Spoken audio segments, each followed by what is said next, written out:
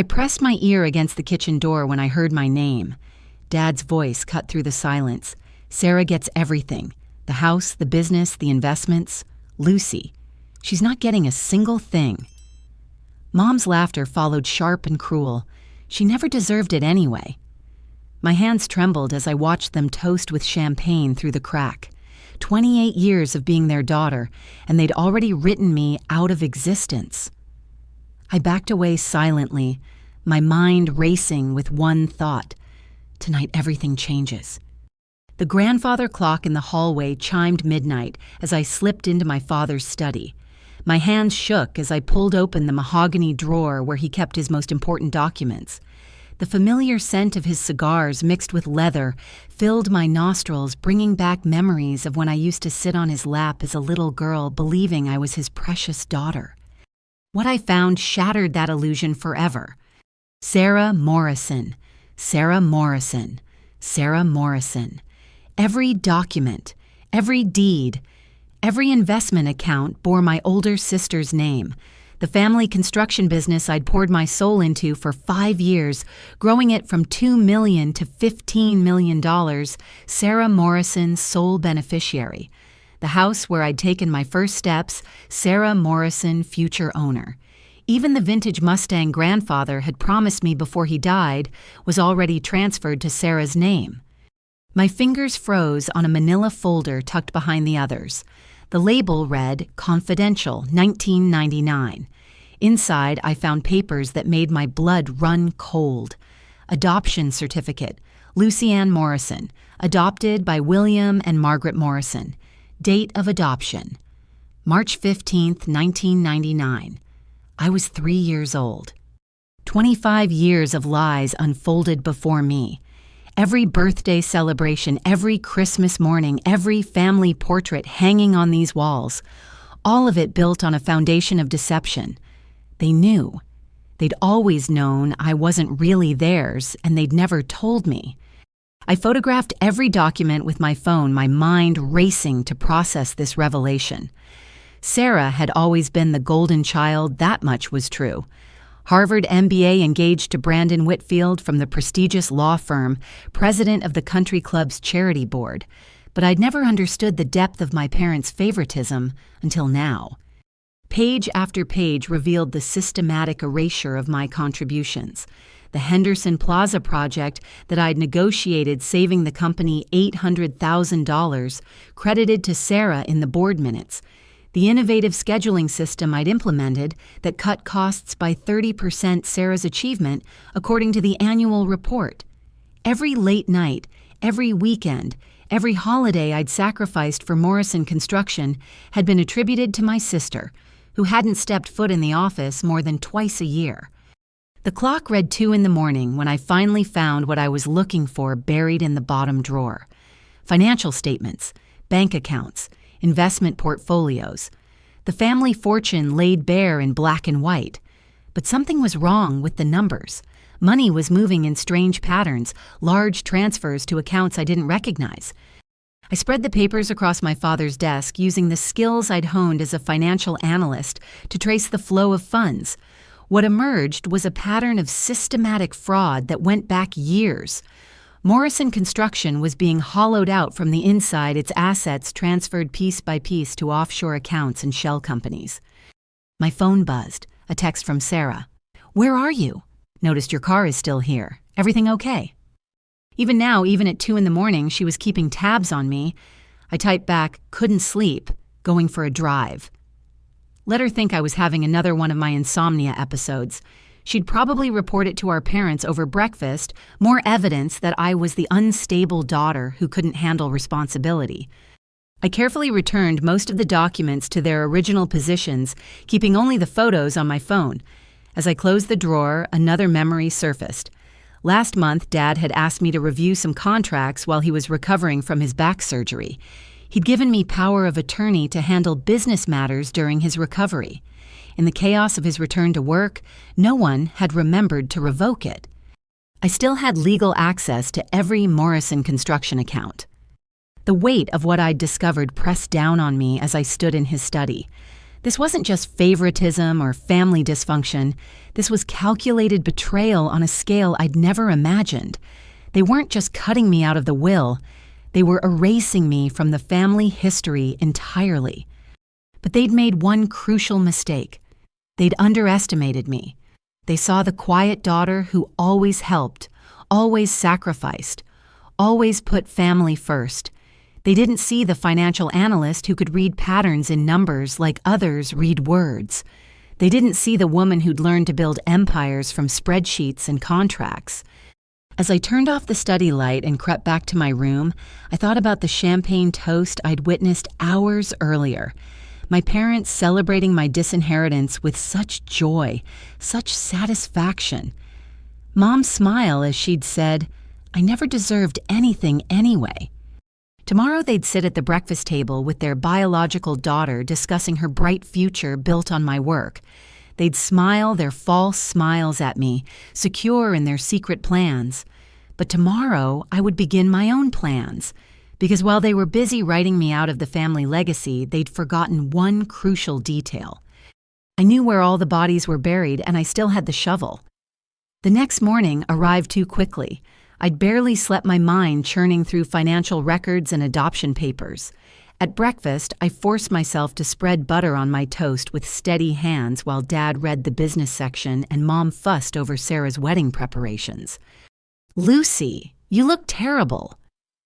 Mom observed her voice carrying that false concern she'd perfected over the years. "Those bags under your eyes are getting worse.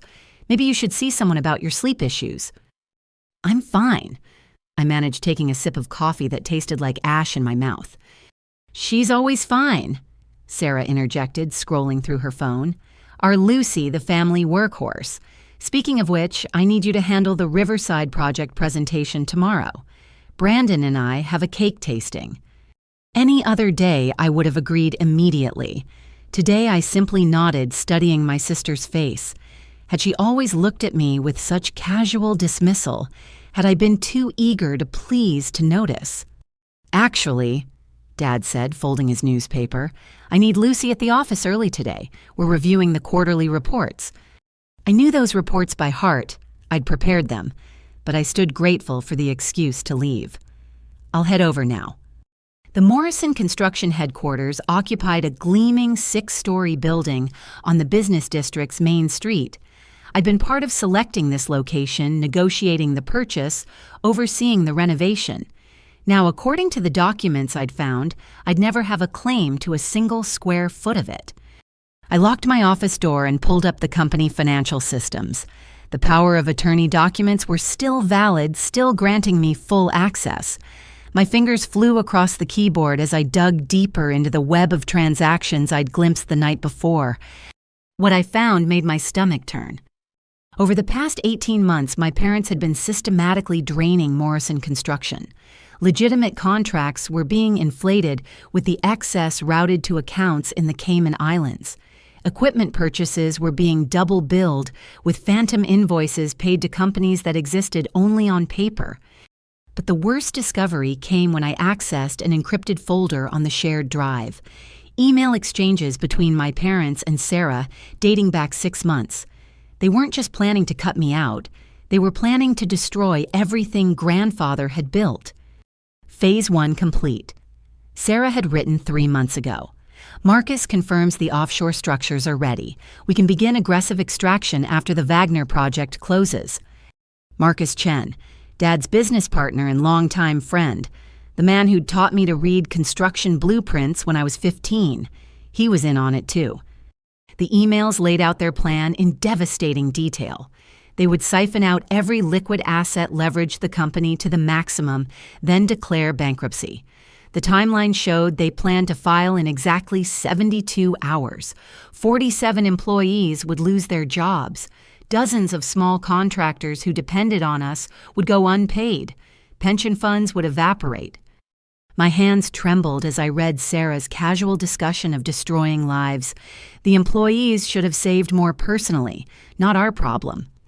I screenshot everything, uploading it to multiple secure cloud servers. Then I saw it. A thread from last week. "Lucy's getting suspicious," Mom had written. She asked about the Henderson account discrepancies. "Don't worry," Sarah had replied. "After Friday, she won't be able to cause any problems. I've already drafted the termination letter. We'll frame it as embezzlement if she tries to fight back." They were planning to fire me and accuse me of stealing, the very crime they were committing. My phone rang. Emma Chen, no relation to Marcus, thankfully, my best friend since college and now a senior associate at Whitfield Frost and Associates. Ironically, she worked at the same firm as Sarah's fiancé, though in the corporate law division rather than Brandon's criminal defense department. "Hey, Lucy, want to grab lunch? You sound stressed in your text last night." "Emma," I said, my voice barely steady, "I need your help. Can you meet me somewhere private, not the office?" "That's serious. Okay, how about the reading room at the university library? No one uses it during summer break." An hour later, I sat across from Emma in the dusty quiet of the empty library, watching her expression shift from concern to shock to fury as she reviewed the evidence. Lucy, this is massive corporate fraud, federal crimes. They're looking at serious prison time if this comes out." If I asked, "When?" Emma corrected herself. "You have to report this. But Lucy, you need to protect yourself first. That power of attorney. It's your shield right now, but it could also be turned against you. They could claim you were part of the scheme." "What do I do?" Emma's legal mind was already working. "First, we secure the assets. You have legal authority to move money to protect the company's interests. We create a trust account, transfer the liquid assets there to prevent the bankruptcy. It's completely legal, as long as you're acting to protect creditors and employees. How long do I have?" "Based on these emails, less than 72 hours. But Lucy," she leaned forward, her voice urgent. "Once you do this, there's no going back. Your family will know it was you."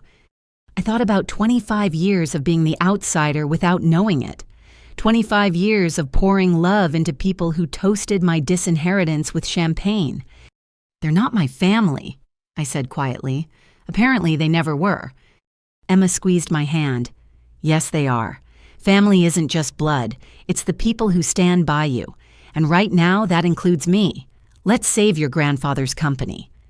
We spent the next 3 hours crafting a legal strategy. Emma called in favors from law school friends, setting up the trust structure that would protect Morrison Construction's assets. As the sun set outside the library windows, I realized I was about to declare war on the only family I'd ever known. But they'd fired the first shot. They just didn't know I'd heard it.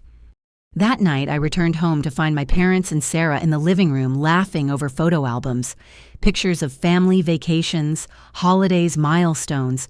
In every photo, I stood slightly apart, like I was edited in after the fact. Now I understood why. "Lucy," Dad called out, "come look at these old pictures. Remember this trip to Yellowstone?" I remembered. I was 12, and I'd gotten lost on a trail for 3 hours.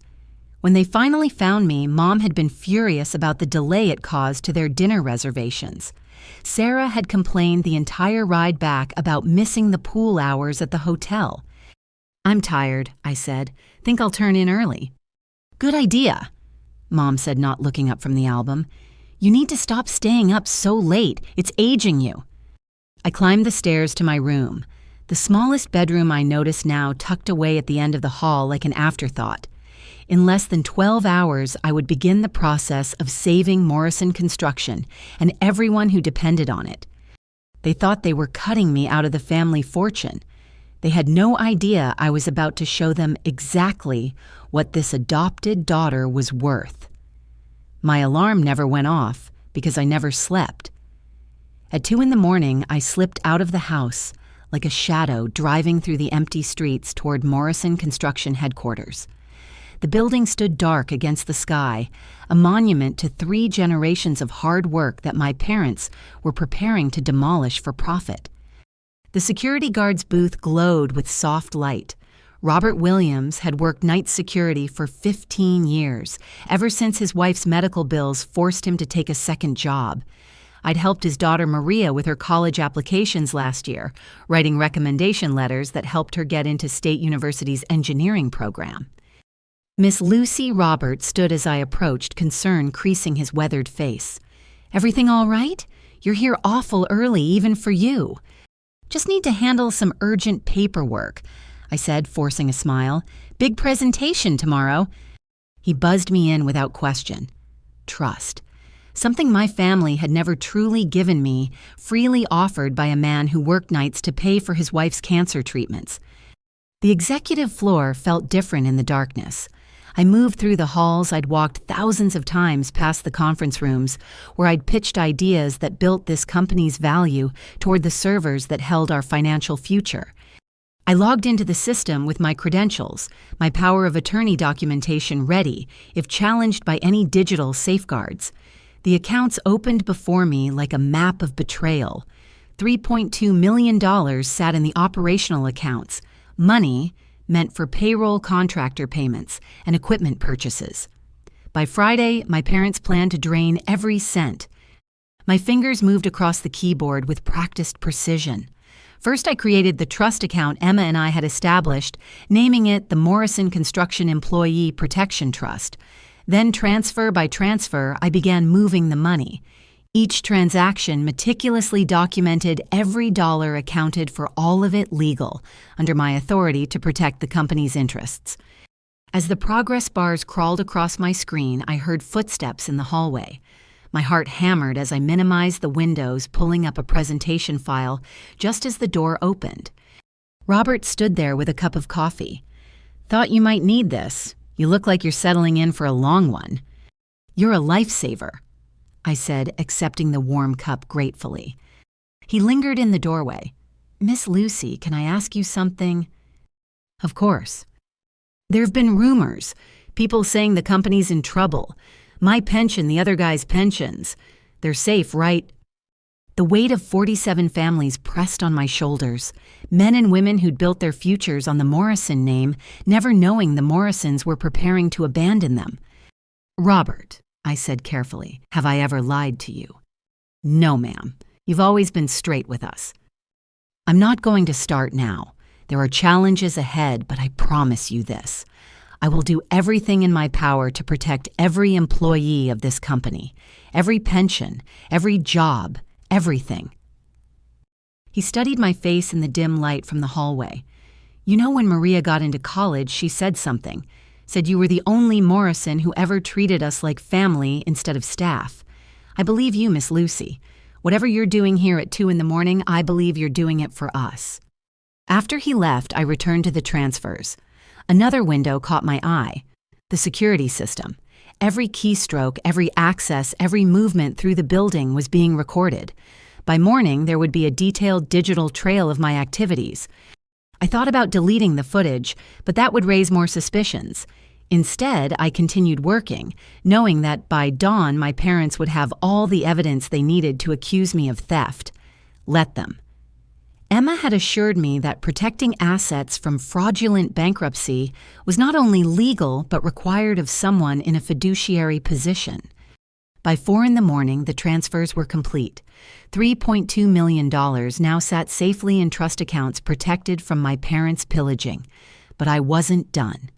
I accessed the contractor payment system, accelerating every legitimate payment owed.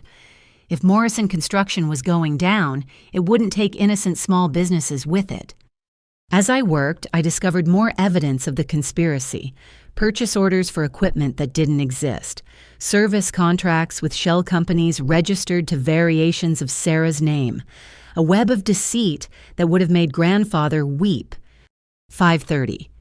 The sky outside began to lighten. Early morning employees would start arriving soon. I printed copies of every transaction I'd made, creating a paper trail that would protect me and expose them. As the printer hummed, I noticed something odd in the employment records. 47 employees, but the payroll showed payments to 63 people, 16 ghost employees drawing full salaries and benefits to accounts that traced back to, I shouldn't have been surprised, Sarah Morrison. My sister wasn't just complicit, she was running her own theft operation within the larger fraud. I gathered my printed documents backing up everything to multiple secure drives. As I prepared to leave, my computer chimed with a new email from Marcus Chen sent to my parents and Sarah. Not to me, of course, but the company email system still showed me everything. Accelerated timeline necessary. Lucy accessed the buildings at 2 a.m. Robert confirmed. Moving forward with Phase 2 immediately. They knew. They'd been watching me all along. I grabbed my documents and drives, racing for the exit. In the parking lot, Robert's security booth was empty. A sick feeling twisted my stomach as I realized the truth. Robert hadn't stumbled upon me by accident. He'd been checking on me, making sure I was alone, confirming their suspicions. But why the coffee? Why the kind words about Maria? I found my answer when I reached my car. Tucked under the windshield wiper was a handwritten note. They offered me money to report on you. I took it. Maria's tuition is due, but I didn't tell them about the transfers, just that you were here. Pension or no pension, you're the only Morrison who ever gave a damn. Be careful, R. I sat in my car as the sun rose over the city, holding Robert's note. He'd risked everything to give me a few hours head start. A security guard making $15 an hour had shown more loyalty to me than my own family. My phone buzzed, 7 messages from Sarah, 3 from Mom, 5 from Dad. I didn't need to read them to know what they said. The war had begun, and they'd just realized I'd fired the first shot. I drove home through the morning traffic past the coffee shops and breakfast places where normal families were starting normal days. At a red light, I caught sight of my reflection in the mirror. Same brown eyes, same determined chin, same high cheekbones as always. But now I saw what they'd always seen. A face that didn't quite match the family portraits a genetic stranger they'd been forced to tolerate. The house was in chaos when I arrived. Dad paced the living room phone, pressed to his ear, shouting at someone about unauthorized transfers. Mom sat at the kitchen table laptop, open, her face pale with fury. Sarah stood by the window, perfectly dressed as always, but her hands shook as she typed on her phone. They all turned when I walked in. Lucy. Dad's voice was deadly calm, the eye of the hurricane. We need to talk about your late-night visit to the office. I set my purse down, carefully meeting his eyes. Yes, I said simply, we do. For the first time in 28 years, I wasn't the grateful adopted daughter. I wasn't the helpful sister or the dedicated employee. I was the woman who just saved 47 families from financial ruin. And they all knew it. Sit down, Dad commanded, pointing to the living room couch like I was a misbehaving child. I remained standing. I'll stand, thanks.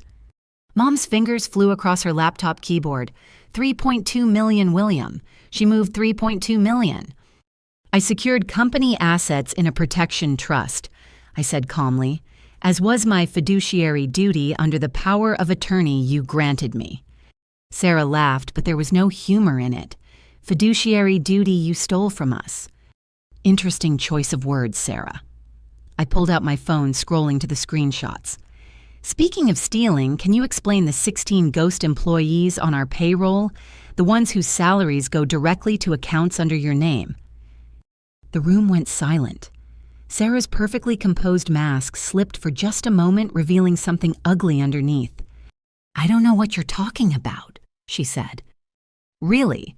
So you don't know about Maria Sanderson, the fictional marketing manager making $80,000 a year, or James Patterson, not the author, of course, our non-existent site supervisor. Mom stood up, her face flushed. How dare you access those records? How dare I felt 28 years of suppressed anger rising. How dare you plan to destroy grandfather's company? How dare you steal from employees who trusted us? How dare you toast with champagne while plotting to leave me with nothing? You were never supposed to hear that, Dad said quietly. No, I was never supposed to know any of it, including the fact that I'm adopted. The silence that followed felt like a physical weight. Sarah's eyes darted between our parents, and I realized she'd known all along. Of course she had. When were you going to tell me? I asked. Or was that another secret you planned to take to your graves? It wasn't relevant, Mom said coldly. We raised you, fed you, educated you. You should be grateful. Grateful. I I tasted the word like poison. Tell me when you were teaching me to be grateful, was that before or after you started crediting all my work to Sarah? The doorbell rang, cutting through the tension. Sarah answered it, and my stomach dropped when Brandon walked in. Her fiancé, the criminal defense lawyer, dressed in his $1,000 suit with his briefcase in hand. Lucy, he nodded professionally. I'm here in my capacity as the family's legal counsel.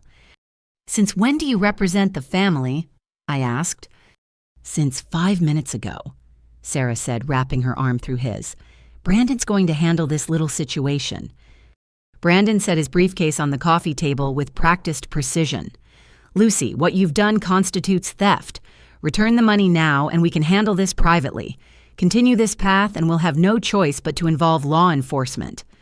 I studied Brandon's face. Harvard Law, top of his class youngest partner at Whitfield Frost and Associates. Also the man who'd been dating my sister for 3 years and still hadn't noticed she was embezzling from the company. Brandon, I said slowly, did Sarah tell you about her interesting payroll additions? His brow furrowed. What payroll additions? Brandon, don't listen to her, Sarah interjected quickly. She's trying to deflect from her own crimes. But I saw it. The flicker of doubt in his eyes. Brandon was many things, but he wasn't stupid. Before you threaten me with law enforcement, I continued, you might want to review the employee records, specifically the ones Sarah manages. You know, as head of human resources. Sarah's grip on Brandon's arm tightened. She's lying. She's always been jealous of me. Jealous? I pulled up the evidence on my phone. Brandon, I'm sending you something. Just look at it, for your own sake. His phone chimed. I watched his face as he read, saw the color drain from his perfect complexion. His eyes lifted to meet Sarah's. 16 fake employees. His voice was barely a whisper. Brandon, baby, I can explain. $900,000 a year in fraudulent payroll. His professional composure cracked. Sarah, this is federal wire fraud, multiple counts. Dad stepped forward. Brandon, you work for us now, attorney-client privilege. No. Brandon stepped away from Sarah, his hands shaking. I can't be party to this. Sarah, is this real? Sarah's mask finally shattered completely. You don't understand, it was temporary. I was going to pay it back after we restructured the company. Restructured. Brandon's voice rose. You mean after the bankruptcy? Sarah, that's not restructuring, that's... He stopped, his legal mind catching up. Oh my God, you're planning a fraudulent bankruptcy. Brandon, please. Sarah reached for him, but he backed away. I need to think, he said, gathering his briefcase. I can't be here. Brandon, Sarah called after him, but he was already at the door. He paused, turning back to look at me. Lucy, I had no idea about any of it. I'm sorry. Then he was gone, leaving Sarah standing in the doorway like a statue. When she turned back to us, her perfect composure had transformed into something feral. You ruined everything, she hissed at me. I ruined everything. I laughed, but it came out broken. You've been stealing for who knows how long. You're having an affair with Marcus Chen. What? The word exploded from Dad. Sarah, you're not with Marcus. Sarah's face went white. In her rage, she'd forgotten our parents didn't know about that piece of the puzzle. Oh, I said softly. They didn't know about Marcus. Brandon told me yesterday, but I guess he found out before them. Mom sank into her chair. Sarah, tell me that's not true. Marcus is married. He's your father's business partner. Marcus understands me, Sarah said defensively. He sees my vision for the company. Your vision. Dad's voice was dangerous now. What vision involves stealing from your own family's business? Our family's business. Sarah laughed wildly. Lucy's not even family. She's some random kid you felt guilty about taking in. I'm your real daughter. I deserve everything. The words hung in the air like shattered glass. Even my parents looked shocked at the venom in her voice. I built my whole life around being the perfect daughter. Sarah continued, her carefully styled hair coming loose. Perfect grades, perfect college, perfect engagement. And for what? So you could give half of everything to her. She pointed at me. The charity case? Sarah, Mom said weakly, you're upset. You don't mean... I mean every word. Do you know what it's like growing up with St. Lucy? Always so helpful, always so dedicated. Why can't you be more like your sister, Sarah? Well, I found my own way to get what I deserved. By stealing, I asked. By betraying Brandon, by planning to destroy 47 families who did nothing wrong. By taking what's mine, Sarah screamed. All of it should be mine. I'm the real Morrison. Her phone rang. Marcus's name flashed on the screen. She answered it, turning away from us. What do you mean the transfers won't go through? Her voice was panicked. The trust is locked. How is that possible? She listened, her face growing paler with each word. When she hung up, she looked like she'd seen a ghost. The FBI, she whispered. Someone reported the ghost employees to the FBI. They're freezing all the accounts. Everyone turned to look at me. I didn't report anything, I said truthfully, yet. But I had a pretty good idea who did. Brandon Whitfield, ethical lawyer and scorned fiancé, had just discovered his future wife was a federal criminal. He'd done what any officer of the court was required to do. Sarah sank onto the couch, her designer dress wrinkled her perfect life, unraveling thread by thread. This isn't happening, she muttered. This isn't how it was supposed to go. Mom moved toward her, then stopped, caught between her two daughters. One biological one adopted both disappointments in different ways. Dad stood, frozen phone in hand, probably calculating how quickly this would spiral beyond their control. The grand plan to gut Morrison Construction and retire rich had just collapsed, brought down by the daughter they'd written off. I'm going to my apartment, I said, heading for the door. Emma Chen is my attorney. Any further communication can go through her. Lucy, wait, Dad called out, but I didn't stop. As I reached my car, I heard the sound of sirens in the distance. They might be heading anywhere, but somehow I didn't think so. The war I'd started at 2 a.m. had just claimed its first casualties, and we were only getting started.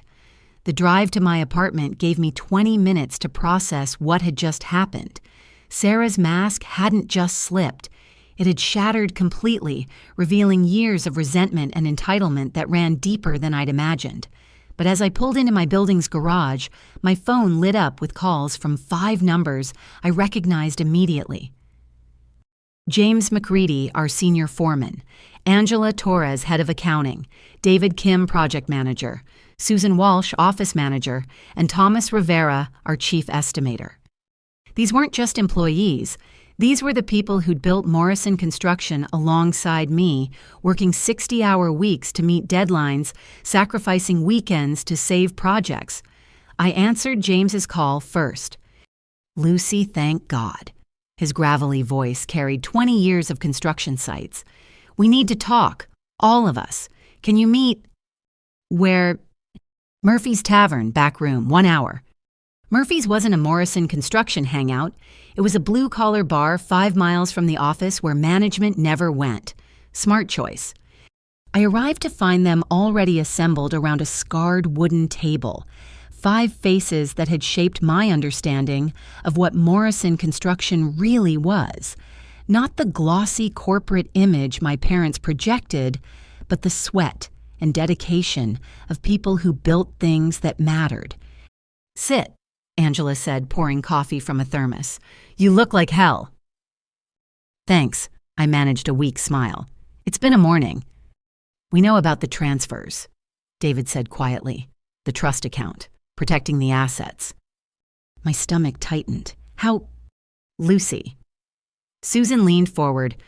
We've known something was wrong for months. Angela noticed the strange transactions. David caught the inflated contracts. Thomas saw the equipment that never arrived. We've been documenting everything. Angela pulled out a thick folder. 18 months of evidence. Every suspicious payment, every ghost invoice, every shell company. We didn't know what to do with it until today. Why didn't you come to me sooner? I asked. Because we thought you might be part of it, James said bluntly. You're a Morrison. But when Robert called me at 5 this morning, told me what you did. He shook his head. No one planning to steal money protects it in an employee trust. I stared at the folder. You've been investigating my family. We've been protecting ourselves, Thomas corrected. 47 families depend on this company. When money starts disappearing, we notice. There's more, Susan said. She pulled out an envelope yellowed with age. Your grandfather gave this to James before he died. Said to only open it if the company faced bankruptcy. James slid the envelope to me. I think we're there. My hands trembled as I broke the wax seal. Grandfather's handwriting, shaky but determined, filled 3 pages.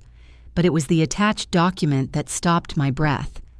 A codicil to the original company charter properly notarized and witnessed. In the event of bankruptcy proceedings, ownership would automatically transfer to Lucy Ann Morrison, my true heir in spirit, if not in blood. He knew, I whispered. He knew I was adopted. Read the letter, Angela urged. My dearest Lucy, if you're reading this, then my worst fears have come true. My son has chosen greed over honor, and Morrison Construction faces its darkest hour. I've watched you grow from that scared 3-year-old Patricia brought to our door to a woman of integrity and strength. Blood doesn't make family. Character does. You've shown more dedication to our legacy than William ever has. The attached document is my failsafe. I had Judge Harrison draft it secretly after I noticed the first signs of William's greed. It supersedes all other claims and cannot be contested if properly executed during bankruptcy proceedings. You are not my granddaughter by blood, but you are my chosen heir. Save our company. Save our people. Be the Morrison I always knew you could be. All my love, grandfather. Tears blurred my vision. Even from beyond the grave, grandfather was still protecting me. There's a catch, David said gently. The codicil only activates during formal bankruptcy proceedings. Your parents have to actually file, which they were planning to do in 72 hours, I said. Except now the FBI is involved thanks to Brandon. About that, Angela pulled out her phone. I may have sent Brandon an anonymous tip about the ghost employees an hour before he showed up at your parents' house. Figured a lawyer would know what to do with it. I stared at her. You're the reason he turned on Sarah. I gave him information. His conscience did the rest. She shrugged. Man's got ethics, rare in a lawyer. So what now? Thomas asked. Your parents know you're onto them. The FBI's sniffing around. Sarah's imploding. Where does that leave us? It leaves us with a choice, I said, looking at each of them. We can wait for this to play out in court, probably lose everything in legal fees and hope some pieces survive. Or James prompted. Or we take control now. You've all been here 15 years or more.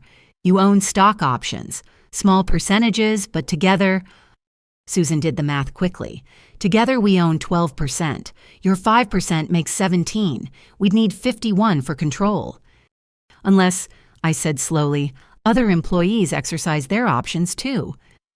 The room went quiet as the implication sank in. You want to rally the troops, James said. Stage a takeover. I want to save Morrison Construction, I corrected. The company grandfather built. The one that employed your fathers and mothers, the one that puts 47 kids through college and keeps 47 families secure. The employees' stock options are locked for another year, Angela pointed out. Standard vesting period. I smiled for the first time all day. Unless the company faces imminent bankruptcy. Page 43 of the employee handbook, a clause I wrote. Immediate vesting in case of financial crisis to protect employee interests. You planned for this, David asked. I planned for something. I never imagined it would be my own family causing the crisis. Thomas stood up. I'm in. 22 years I've given to Morrison Construction. I'm not letting them destroy it. One by one, they all stood. Angela, David, Susan. Finally, James, who'd been with the company since before I was born. Your grandfather hired me when I was 19, he said. Gave me a chance when no one else would. I'll be damned if I let his son destroy what we built. What do you need us to do? Call everyone, I said. Every employee with stock options. We meet tomorrow night, and James see if Robert Williams wants to join us. I have a feeling he's reconsidering his loyalties. What about your aunt? Susan asked suddenly. Patricia. Your grandfather mentions her in the letter. I froze.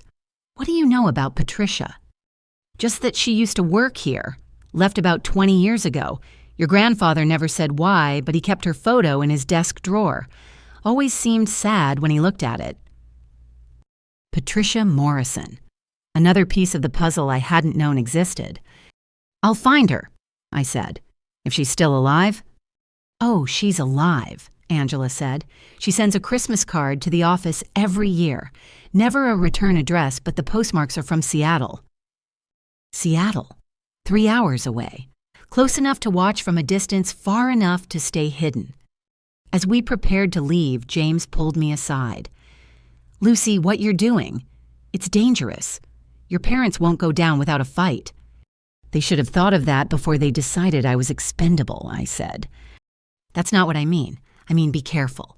Desperate people do desperate things. And right now, your parents are looking at federal prison. He was right. I'd backed them into a corner, and cornered animals were the most dangerous. But as I looked around the table at these 5 people who'd risked everything to gather evidence, who'd chosen loyalty to the company over comfort, I knew I wasn't alone. Grandfather had left me more than documents and legal loopholes. He'd left me an army. Same time tomorrow, Angela asked as we filed out. Same time, I confirmed. And Angela, thank you, all of you. Don't thank us yet, she said. We haven't won anything. But as I drove home through the afternoon traffic, I felt something I hadn't experienced in years. Hope. Real, tangible hope. The Morrisons had tried to bury me.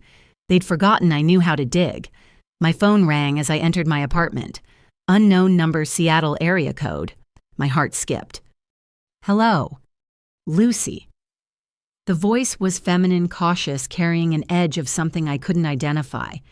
This is Patricia. I think it's time we talked.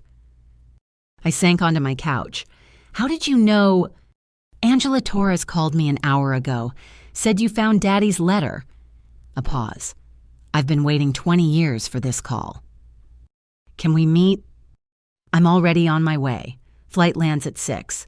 Lucy, there are things you need to know. Things about your parents, about Sarah, about who you really are. The line went dead. 3 hours until answers I'd waited a lifetime to hear. I used the time to research Patricia Morrison. The internet revealed little. A LinkedIn profile showing she ran a consulting firm in Seattle, some charity work, a few professional headshots. But the Morrison Construction Archives told a different story. Patricia had been the heir apparent. VP of operations at 25, innovative, brilliant, beloved by employees. Then suddenly nothing. She vanished from company records in 2004, the same year I was 7. Every photo removed, every mention scrubbed. Soviet-style erasure. At 5:30, I drove to the airport. I didn't know what Patricia looked like now, but I needn't have worried. The woman waiting at arrivals looked like an older version of me. Same brown eyes, same determined chin, same way of standing like she was ready for a fight. My God, she breathed when she saw me. You look just like her. Like who? Like your mother. My best friend. The woman my brother destroyed. We drove to a quiet restaurant in the suburbs, one of those places with dim lighting and discreet booths. Patricia ordered wine. I stuck with coffee. My hands were already shaking. Her name was Caroline. Patricia began without preamble. Caroline Foster. We met in college. She was studying social work, I was in business. Smartest woman I ever knew. Kind too. The sort of person who'd give you her last dollar if you needed it. She pulled out a faded photograph. A young woman with my eyes smiled at the camera holding a baby. That's you, Patricia said softly. 3 months old. She loved you more than life itself. What happened to her? Patricia's face hardened. William happened. My brother. He was married to Margaret, had been for 2 years. But marriage vows never meant much to him. He met Caroline at a company party I brought her to, charmed her, pursued her relentlessly. She didn't know he was married. I made sure never to mention it because I thought it was just harmless flirtation. The wine arrived. Patricia took a long sip before continuing. When Caroline found out she was pregnant, she went to William. He laughed, told her to take care of it, and threw money at her. She refused, said she wanted the baby, you. That's when he got cruel. How cruel? He threatened to ruin her, said he'd claim she was stalking him, that she'd seduced him for money. He had lawyers' connections. She was a 22-year-old social work student with no family. Who would believe her? My stomach churned. This was my father, my adopted father. Caroline came to me, Patricia continued, begged for help. I was furious. Confronted William, threatened to tell Daddy everything. That's when Margaret got involved. My adoptive mother knew she orchestrated what came next. See, Margaret couldn't have children. They'd been trying for 2 years with no success. She saw an opportunity. The pieces clicked into place with sickening clarity. They took me. Not took, bought. They offered Caroline $50,000 and a promise not to destroy her life if she signed away her parental rights. Let them adopt you. Pretend you were a random adoption. And Caroline agreed. No. Patricia's voice cracked. She ran, took you and disappeared for 3 months. But they found her, and when they did... She stopped, tears streaming down her face. Tell me, I whispered.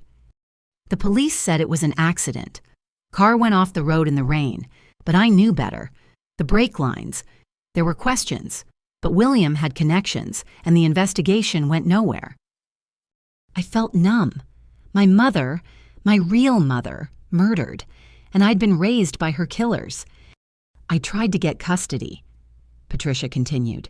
You were my best friend's daughter, but William and Margaret had already filed the adoption papers, claimed Caroline had agreed before her death, forged signatures. I'm sure of it, but I couldn't prove anything. So you left. I stayed 2 more years, watched you grow, tried to protect you from the worst of it. But when Margaret got pregnant with Sarah, she laughed bitterly. Suddenly they had their real daughter. You became the spare, the reminder of William's indiscretion. I couldn't watch anymore. All these years, I said slowly, you knew and you never told me. I sent letters, cards on your birthday. They all came back unopened. I hired lawyers, but William threatened to destroy my business if I contacted you. I've been waiting, Lucy, waiting for you to be old enough, strong enough to hear the truth. Do you have proof about Caroline's death? Patricia pulled out a thick envelope. 20 years of investigation, private detectives' accident reports, witness statements. Not enough for court, but enough to know. Your parents aren't just thieves, Lucy. They're murderers. I stared at the envelope. Evidence of a crime 2 decades old. My entire life built on blood and lies. There's more, Patricia said. The $50,000 they were supposed to pay Caroline, I found the canceled check. Made out to cash, deposited the day after her death. They kept the money they'd promised to a dead woman. Does Sarah know? About Caroline? No. But she knows you're not Margaret's biological daughter. Has known since she was 16. Overheard an argument between your parents. That's when she started viewing you as competition to eliminate. We sat in silence as the restaurant filled with evening diners. Normal people living normal lives, unaware that at our booth, a lifetime of lies was unraveling. I have a DNA test, Patricia said suddenly. Had it done years ago when you were in high school. Managed to get a hair sample at a family gathering. You're definitely Caroline's daughter. And Lucy, you have grandparents. Caroline's parents. They're still alive, living in Florida. They think their daughter died in college. They don't even know you exist. More family. Blood family who didn't know I was alive. Why now, I asked. Why reach out now? Because Angela Torres told me what you did, protecting the company, standing up to them. You're not the scared little girl I had to leave behind. You're strong enough now, strong enough to know the truth and decide what to do with it. What would you do? Patricia's eyes hardened. I'd burn it all down, every last piece of their empire. I'd take Morrison Construction and rebuild it into something Daddy would be proud of. And I'd make damn sure William and Margaret paid for what they did to Caroline. Help me, I said. You know the company, you know the players. Help me save it. I've been waiting 20 years to hear those words. She raised her wine glass. To Caroline Foster, and to the daughter who's going to get the justice she never could. We clinked glasses, sealing a partnership 2 decades in the making. One more thing, Patricia said as we prepared to leave. I have 30% of Morrison Construction stock. Daddy left it to me, and William never managed to steal it. Combined with what you're assembling, we'd have control, I breathed. We'd have control, she confirmed. The Morrison women taking back what's ours. I think Caroline would have liked that. As we walked to the parking lot, my phone buzzed. Emma texting urgently. FBI raided Morrison Construction an hour ago. Your parents are at the police station. Sarah's been arrested. The war had just escalated, but now I had something I'd never had before. Family who actually gave a damn, and the truth about parents who'd literally killed to keep me. Patricia read the text over my shoulder. So it begins, she said quietly. You ready for this? I thought about Caroline Foster, the mother I'd never known, dead at 22 because she'd loved me enough to fight for me. I've been ready my whole life, I said. I just didn't know it. Patricia checked into a hotel downtown, but we met at Emma's law office at midnight. The city lights glittered through the conference room windows as Emma spread documents across the mahogany table. The FBI moved faster than expected. Emma said, her usually perfect hair escaping its bun. Sarah's in federal custody. Your parents made bail, but their assets are frozen pending investigation. All their assets? I asked. Personal accounts only. Morrison Construction's operational accounts are still accessible. She paused. To you, technically. That power of attorney is worth its weight in gold right now. Patricia leaned forward. What about the bankruptcy filing? Can't happen with the FBI investigation active, which means grandfather's codicil won't trigger. I finished. We need another strategy. Emma smiled the sharp grin of a lawyer who lived for complex cases. Remember when I said Patricia's 30% plus your assembled shares would give you control? I did some digging. There's another player we haven't considered. She slid a folder across.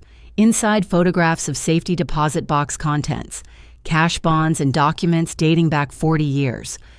Your grandfather's secret stash, Emma explained. Patricia gave me access. $500,000 in bearer bonds completely untraceable.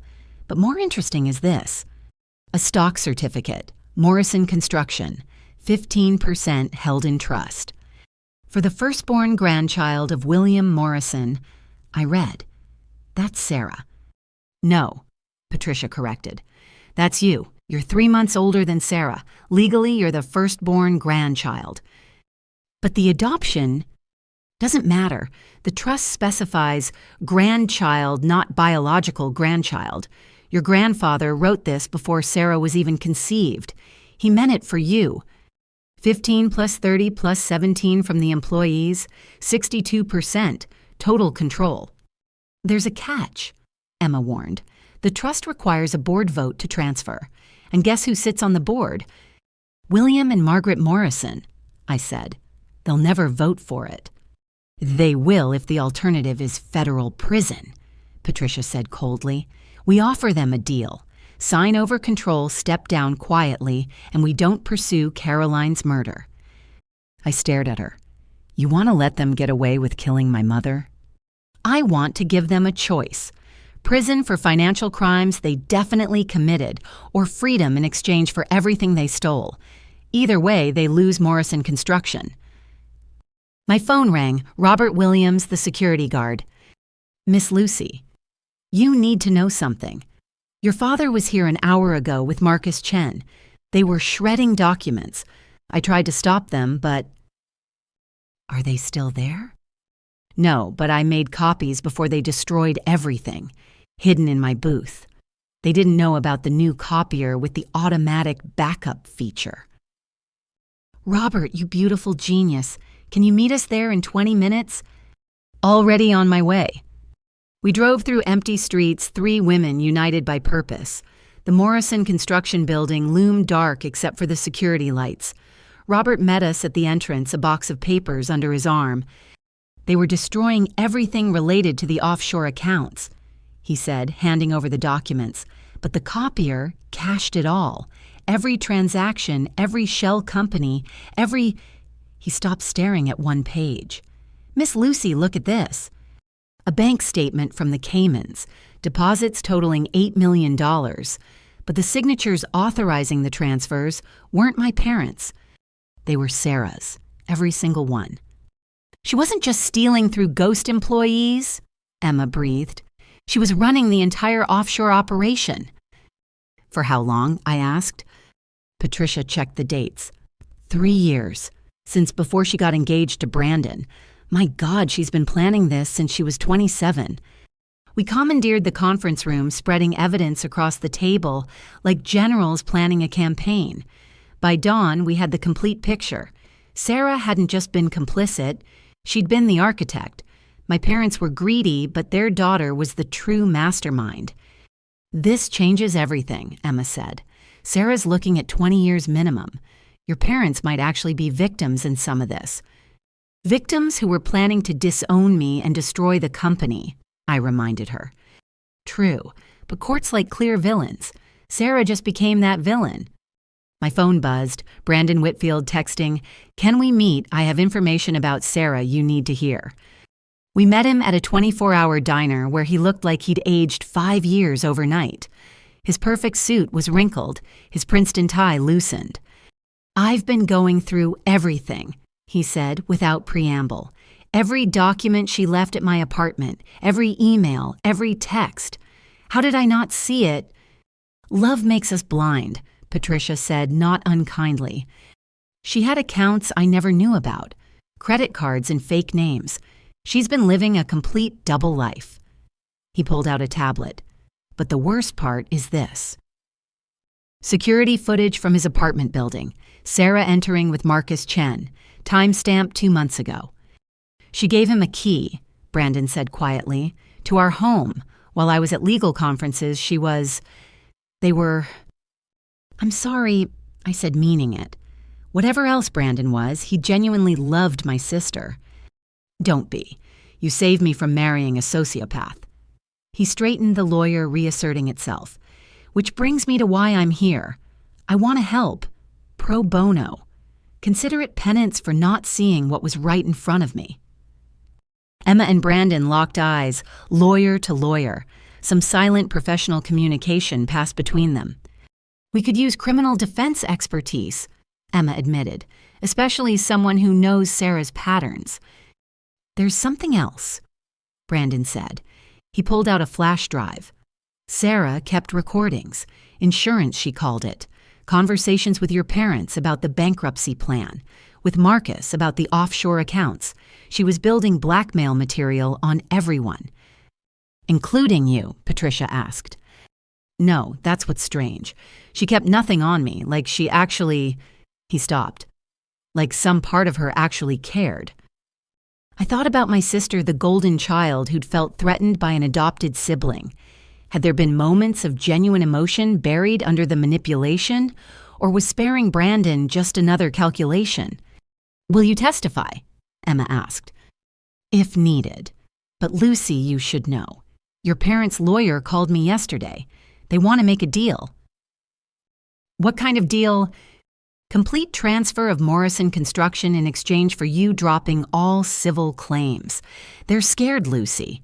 The FBI has enough to put them away, but a unified family front would make it worse." "Let them be scared," Patricia said.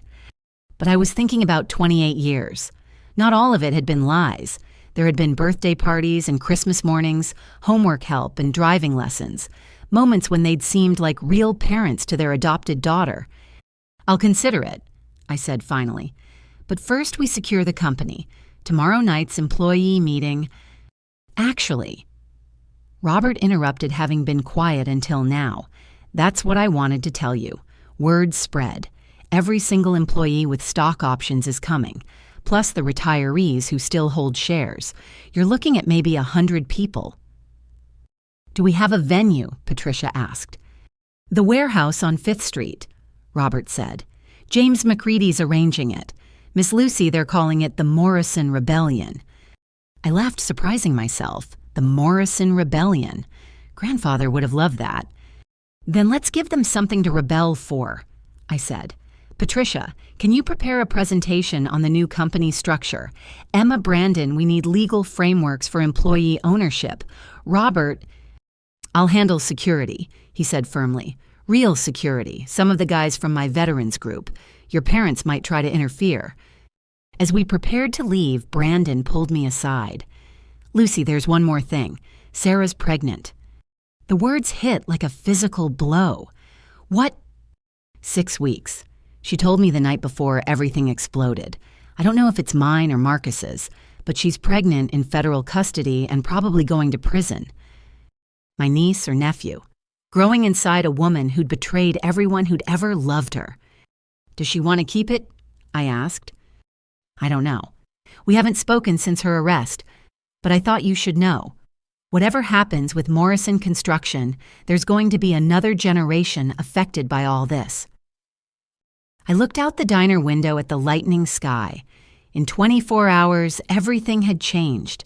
I'd discovered my adoption, my mother's murder, my sister's betrayal, my aunt's loyalty. I'd gone from discarded daughter to potential CEO. But somewhere in a federal holding cell, my sister sat with a secret that would complicate everything. A baby who would be born into the wreckage of the Morrison Empire. We protect the innocent, I said finally. The baby didn't choose any of this. Whatever else happens, we make sure that child has a chance.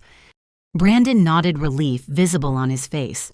Even now, even after everything, part of him still hoped for redemption. As we walked to our cars, Patricia took my arm. You sure about this helping Sarah's baby? Caroline would have, I said simply. My mother would have protected an innocent child, wouldn't she? Patricia smiled sadly. Yes, she would have. You're so much like her, Lucy. So much like the woman who loved you more than life itself. The sun rose over Morrison Construction, painting the building gold. In 12 hours, the rebellion would begin. But first, I had a company to prepare for its new future, and a family legacy to either save or shatter. The federal holding facility was a gray concrete box that seemed designed to crush hope. I sat in the sterile visiting room watching my sister shuffle in, wearing orange jumpsuit and shackles, the golden girl of the Morrison family reduced to a federal inmate. Sarah's perfectly styled hair hung limp. Her makeup-free face looked younger, vulnerable, until she saw me. Then her eyes hardened into familiar contempt. Come to gloat, she asked, sitting heavily. Come to talk. About what? How you destroyed my life. How you turned Brandon against me. How you stole $900,000 through fake employees. How you orchestrated the offshore accounts. How you planned to let 47 families suffer so you could retire at 30. She leaned back, studying me with calculating eyes. You always were smarter than they gave you credit for. Too bad you used it against your own family. Brandon told me about the baby, I said quietly. Sarah's hand moved instinctively to her stomach before she caught herself. So that child is family, my niece or nephew, despite everything that matters. Family? Sarah laughed bitterly. You're not even real family. You're the bastard daughter of Dad's mistress.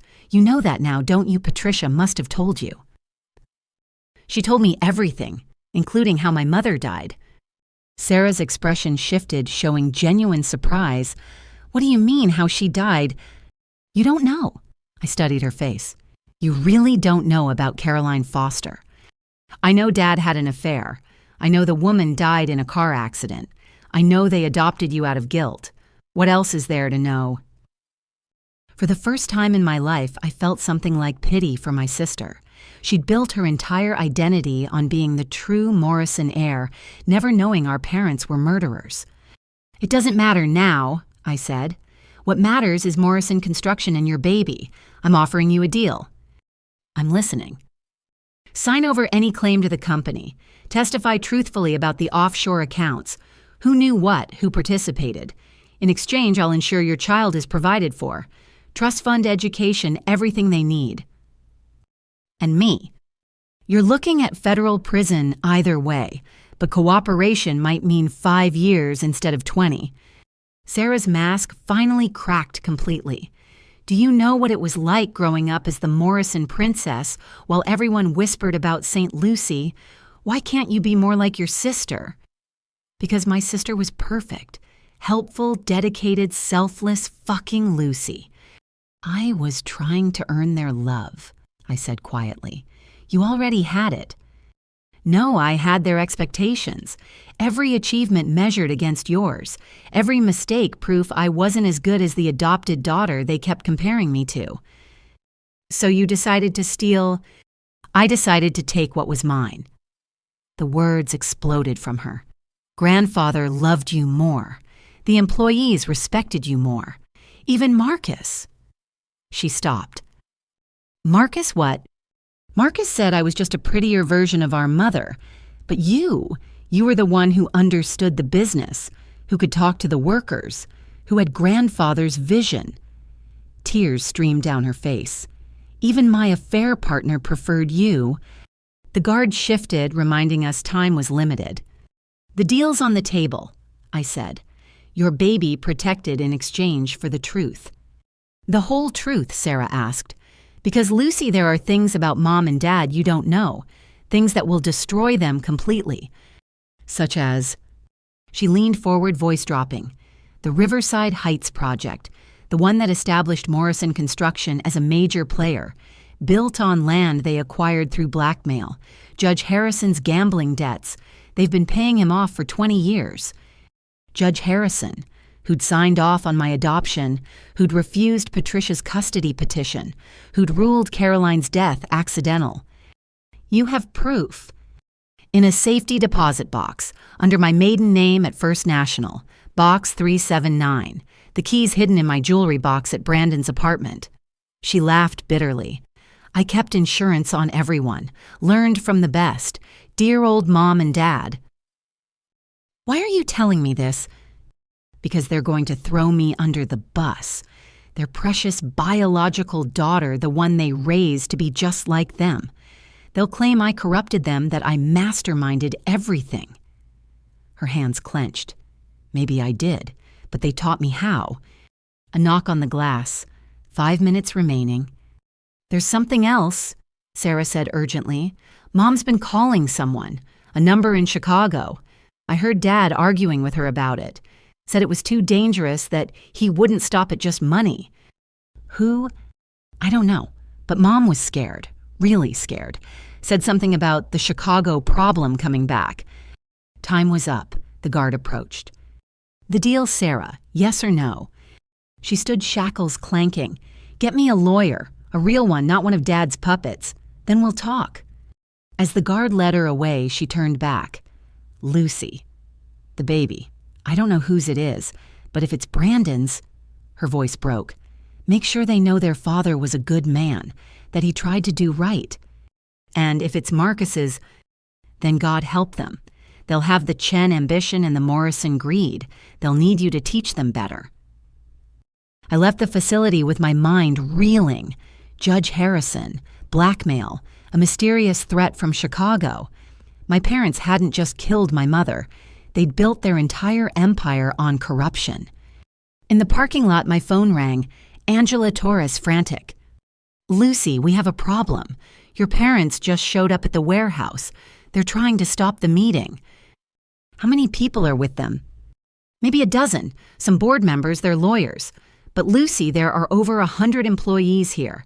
James and the guys are keeping them out, but it's getting heated."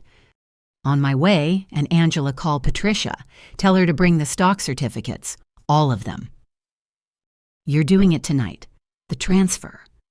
They want a fight. I started my car. They'll get one. 20 minutes later, I pulled up to see a scene from a labor dispute documentary. Morrison Construction employees faced off against my parents and their entourage. Signs reading "Morrison Employees United" and "Save Our Jobs" filled the air. William Morrison stood at the front, his face purple with rage. "You're all fired, every last one of you." "You can't fire us," James McCready replied calmly. "We're shareholders. We have rights." That's when he saw me. My father, the man who'd raised me and murdered my mother, locked eyes with his adopted daughter. "You," he snarled, "you did this." I walked through the crowd, employees parting to let me pass. "No, Dad, you did this. 28 years ago when you killed Caroline Foster." The silence that followed was deafening. Margaret Morrison's face went white. Even their lawyers stepped back. "That's right," I continued, voice carrying across the lot. "I know everything. Caroline, the blackmail, Judge Harrison, the Chicago problem." "You know nothing," Mom whispered, but fear flickered in her eyes. "I know Sarah's willing to testify. I know you built Morrison Construction on blood and lies. I know you're both going to prison unless you make a deal." Patricia appeared beside me, briefcase in hand. Emma flanked my other side. Brandon emerged from the crowd. An army of supporters surrounded me while my parents stood increasingly alone. "Here's the offer," I said. "Sign over everything. The company, the assets, your voting rights. Resign from all positions. In exchange, we focus on the financial crimes. Caroline's case stays closed." "And if we refuse," Dad asked. "Then I use every resource at my disposal to investigate her death. Patricia's been collecting evidence for 20 years. The brake lines, the insurance policy you took out on her, the judge you paid off." "You're bluffing." I pulled out my phone, showing him a photograph. "Sarah's safety deposit box. Everything you taught her about keeping insurance, she learned well." The fight went out of him like air from a punctured tire. Behind him, board members whispered urgently, distancing themselves from the toxic Morrison name. "Margaret," he said quietly, "it's over." "No." Mom stepped forward. "I won't let this bastard child take everything you want to know about Chicago Fine. Your real father is—" "Margaret, stop." Dad grabbed her arm. But she wrenched free, madness in her eyes. "Vincent Torino, Chicago mob family. Your precious Caroline was his mistress before William. She came here running from him, pregnant with his child. You're not just a bastard, you're mafia spawn." The crowd recoiled. Even I staggered, but Patricia laughed. "Is that the best you can do? Caroline Foster was a virgin when she met William. I have the medical records from her first prenatal appointment. Nice try, though." Mom's lie collapsed, taking her last weapon with it. She sagged against Dad, finally defeated. Inside, I said, "Let's finish this properly." The warehouse had been set up with tables and chairs. Employees filled the space, their futures hanging in the balance. At the front table, Emma had prepared the transfer documents. It took an hour. Signatures, notarizations, the legal dismantling of an empire built on lies. By the end, I held controlling interest in Morrison Construction. Patricia was named board chair. The employees' combined shares gave them a permanent voice. As my parents signed the last document, Dad looked up at me. "Your grandfather would be proud." "My grandfather protected me when you wouldn't," I replied. "Don't invoke his name now." They left without another word, climbing into their Mercedes and driving away from the company they'd corrupted. Board members scattered like roaches when lights came on. "So what now?" James asked. I looked around the warehouse at the faces of people who'd chosen loyalty over comfort, integrity, over easy money. "Now we rebuild," I said. "Morrison Construction employee-owned, transparent, honest, what grandfather always wanted it to be." The cheer that went up shook the rafters. People hugged, cried, celebrated the salvation of their livelihoods. Brandon approached as the celebration continued. "Lucy, I know I have no right to ask, but will you let me know about the baby when it's born?" "If Sarah agrees, yes." "Thank you." He paused. You know you're nothing like them, any of them. I'm like someone, I said, thinking of Caroline Foster. I'm like my mother. As the party continued around us, Patricia pulled me aside. You know Margaret was lying about Chicago, right? I knew Caroline. There was no mob connection. I know, I said, but it shows how desperate they were. What else are they hiding? Does it matter you won? I looked around at the celebrating employees at the company saved from destruction at the future we'd secured. Yeah, I said softly. We won. But as I watched my parents' taillights disappear into the night, I wondered what other secrets would surface. Sarah's mention of the Chicago problem, Mom's panicked lie. There were still shadows in the Morrison family history. For tonight, though, we'd earned our victory. Tomorrow would bring new challenges. But Morrison Construction would face them honestly with the people who'd built it, finally owning their piece of it. Grandfather's dream realized at last. Caroline's daughter vindicated completely. The Morrisons had lost. The employees had won. And I'd found my real family in the process. The next morning arrived with the harsh ring of my phone at 6 a.m., unknown number. Lucy Morrison. The voice was male official. Agent Daniel Reeves, FBI Financial Crimes Division. We need to discuss your parents. I sat up instantly alert. What about them? They've disappeared, cleared out their accounts through channels we were monitoring. Professional job. We believe they had help. My blood ran cold. When? Sometime between leaving your warehouse last night and this morning. Their house is empty. Cars gone. We found evidence of document burning in the backyard. I'll be right there. I threw on clothes and drove to my childhood home. FBI vehicles filled the driveway. Agents moved in and out like ants cataloging the detritus of a hasty escape. Agent Reeves met me at the door. Mid-40s sharp eyes, the look of someone who'd seen too many criminals slip through his fingers. Your parents were facing serious charges, he said, leading me through rooms I'd grown up in. Wire fraud, embezzlement, tax evasion. We had them under surveillance, but they ran, I finished. With help. This was coordinated. Someone provided new identities, transportation, safe passage. Your parents couldn't have managed this alone. We entered Dad's study. Ashes filled the fireplace. The safe stood open empty. But on the desk, centered perfectly, sat an envelope with my name. We haven't opened it, Reeves said. Figured you should read it first. My hands trembled as I broke the seal. Lucy. By the time you read this, we'll be gone. You won. The company, the legacy, everything we built, it's yours now. I hope it brings you more happiness than it brought us. You want the truth, here it is. We didn't kill Caroline Foster, but we didn't save her either. Vincent Torino, yes, he's real, wanted her back. She'd run from Chicago pregnant with another man's child. Not his, despite what Margaret claimed. Some college boy who abandoned her. Torino's men found her. We could have protected her, but it would have meant exposure scandal. So we made a deal. We'd take the baby, you, and they'd leave quietly. Caroline refused, said she'd rather die than give you up. She got her wish. The car accident was Torino's message. Cross the Chicago families, pay the price. We adopted you partly from guilt, partly from fear. If we didn't take you, Torino might come back for his property. You were never just adopted, Lucy. You were a hostage. Margaret couldn't love you knowing what you represented. I tried, but every time I looked at you, I saw Caroline's face, saw our cowardice. We're leaving now because Torino's still alive, still dangerous.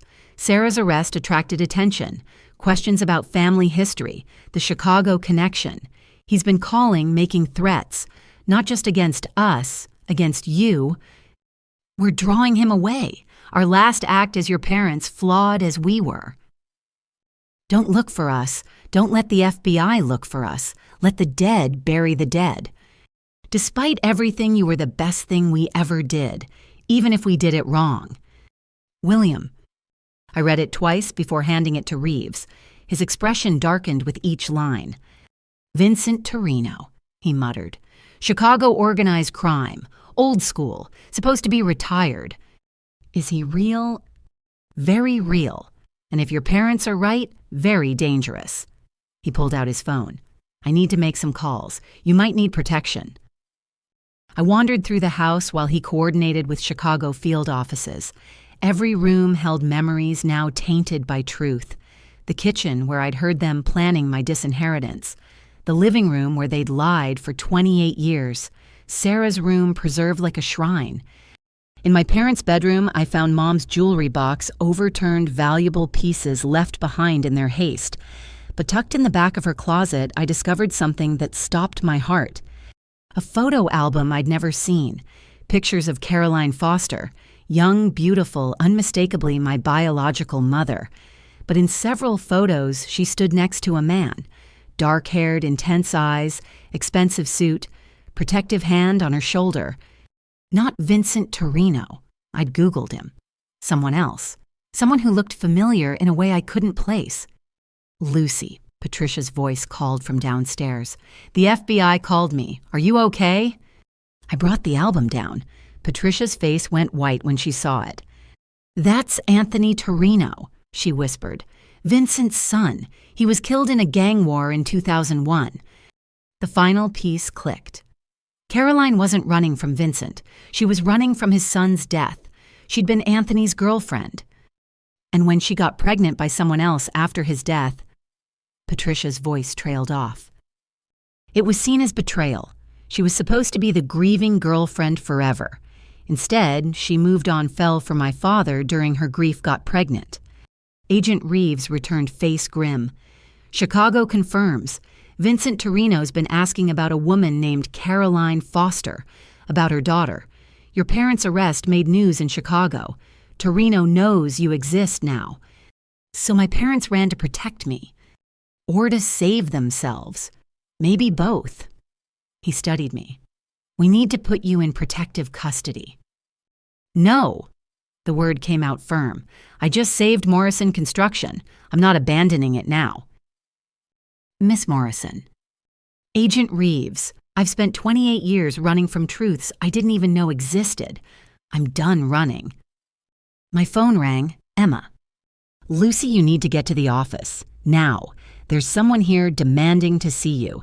Says his name is Marcus Chen. Marcus. Sarah's lover, Dad's conspirator. The man who'd helped plan Morrison Construction's destruction. On my way. I'm coming with you, Reeves said. It wasn't a question. The Morrison Construction lobby was tense when we arrived. Marcus sat surrounded by security guards Robert had hired. He looked smaller than I remembered, his usual swagger replaced by desperation. Lucy. He stood when he saw me. Thank God, I need your help. You need my help, I laughed. After what you did? Your parents left me holding the bag. The FBI, the creditors, everyone's after me. But I have information about Torino, about what really happened to Caroline. Agent Reeves stepped forward. Start talking. Marcus glanced around nervously. Not here, somewhere private. Torino has eyes everywhere. We moved to the conference room.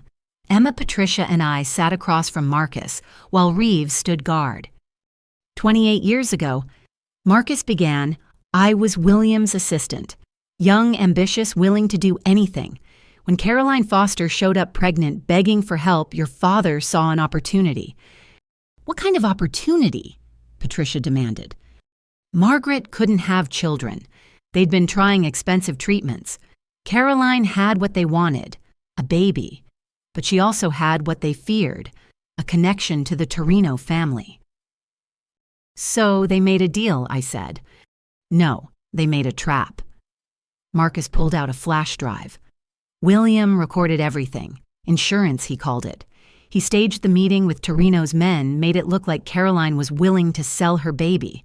Of course she refused. Of course she ran. Right into the accident William had arranged. The room went silent. He killed her himself. Patricia's voice shook. Not directly, but he made sure Torino's men would follow her on that specific route that specific night. Made sure she'd be desperate driving too fast. The rain was just luck. He laughed bitterly. William Morrison, master of plausible deniability. You're lying, I said, but my voice sounded hollow. The recordings are on here. Everything, including discussions about what to do with baby Lucy if the adoption fell through. His eyes met mine. The backup plan was to give you to Torino, a peace offering. I felt sick. Every moment of my childhood recontextualized as a transaction, a business deal written in blood. Why are you telling us this? Emma asked. Because Vincent Torino just called me. Wants a meeting. Wants to know about Caroline's daughter. I'm supposed to deliver Lucy to him. Over my dead body, Patricia snarled. That can be arranged, Marcus said quietly. You don't understand. Vincent Torino lost his son. Caroline was the last link to Anthony. And Lucy is Anthony's legacy once removed. In his mind, she belongs to the Torino family. I belong to no one, I said. Tell that to the man who's had people killed for less. Marcus slid the flash drive across. Everything's on there. William's recordings, the financial crimes, the murder plot. Use it however you want, but Lucy, be careful. Your parents ran for a reason. He stood to leave, then paused. Sarah doesn't know any of this. Whatever else she is, she's not a killer. The baby she's carrying, it's mine. Take care of them if you can. After he left, we sat in stunned silence. The drive sat on the table like a live grenade. We have to listen to it, Emma said finally. No, I said. We turn it over to the FBI. Let them handle it. Lucy, Reeves said gently, this is evidence in your mother's murder. Don't you want to know E? I thought about Caroline Foster, the woman who'd loved me enough to die rather than give me up. Did I need to hear the details of how my adoptive parents had orchestrated her death? I know enough, I said. She loved me. They killed her. Everything else is just details. My phone buzzed. Unknown Chicago number. Don't answer that, Reeves warned. But I was tired of running from ghosts. I picked up. Lucy Morrison. The voice was old gravelly, carrying decades of cigarettes and authority. My name is Vincent Torino. I believe we need to talk about your mother. Which one? I asked. The one your son loved, or the one who raised me? A pause, then a sound that might have been a laugh. You've got spine. Caroline would have liked that. I'll be in Seattle tomorrow, the Fairmont Hotel penthouse suite. Come alone. And if I don't, then I'll come to you, and I won't come alone. The line went dead. Absolutely not, Reeves said immediately. You're not meeting with a known crime boss. But I was already thinking. Vincent Torino, the boogeyman my parents had fled from. The man who'd haunted 28 years of lies. Maybe it was time to face him. I'll go, I said. Lucy, no, Patricia grabbed my hand. This is insane. Is it, he could have had me killed any time in the last 28 years. Instead, he's asking for a meeting. Men like Torino don't ask, Reeves said. They order. Then I guess we'll find out what he wants to order. I stood. In the meantime, we have a company to run. Patricia, can you handle the transition meetings Emma we need to file the ownership transfer papers? You're just going to continue like normal, Emma asked. With a mob boss coming to town, what's the alternative hide run like my parents? I shook my head. Morrison Construction has orders to fill employees to pay. Life goes on. But as I walked to my new office, the one that had been my father's, I wondered if I was being brave or foolish. Vincent Torino represented the last shadow from the past, the final secret in the Morrison family closet. Tomorrow I'd meet the devil my parents had bargained with.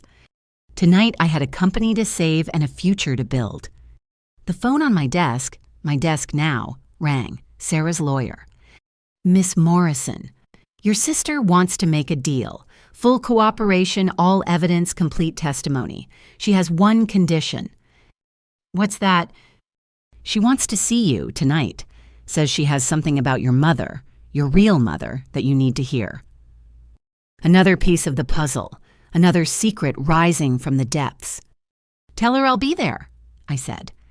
Outside my window, Morrison Construction continued its daily work. Trucks rolled out, workers checked in, business proceeded despite the chaos in the executive suite.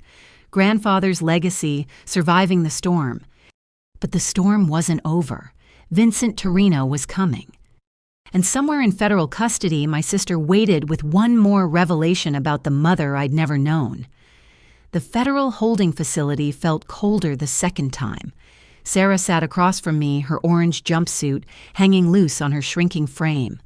The pregnancy was starting to show a small bump that seemed incongruous with the sterile surroundings. "You look tired," she said. "Mom and Dad ran. The FBI is involved. A Chicago crime boss is coming to town. So yes, I'm tired." Sarah's eyes widened. They actually ran. I didn't think they had it in them. Apparently, Vincent Torino had them more scared than federal prison. Torino. She leaned forward. "Lucy, what aren't you telling me?" I gave her the condensed version, Caroline's connection to Anthony Torino, the orchestrated accident, the lifetime of lies. With each word, Sarah's face grew paler. "They killed her," she whispered. "Our parents actually killed someone." "She wasn't your mother," I reminded her.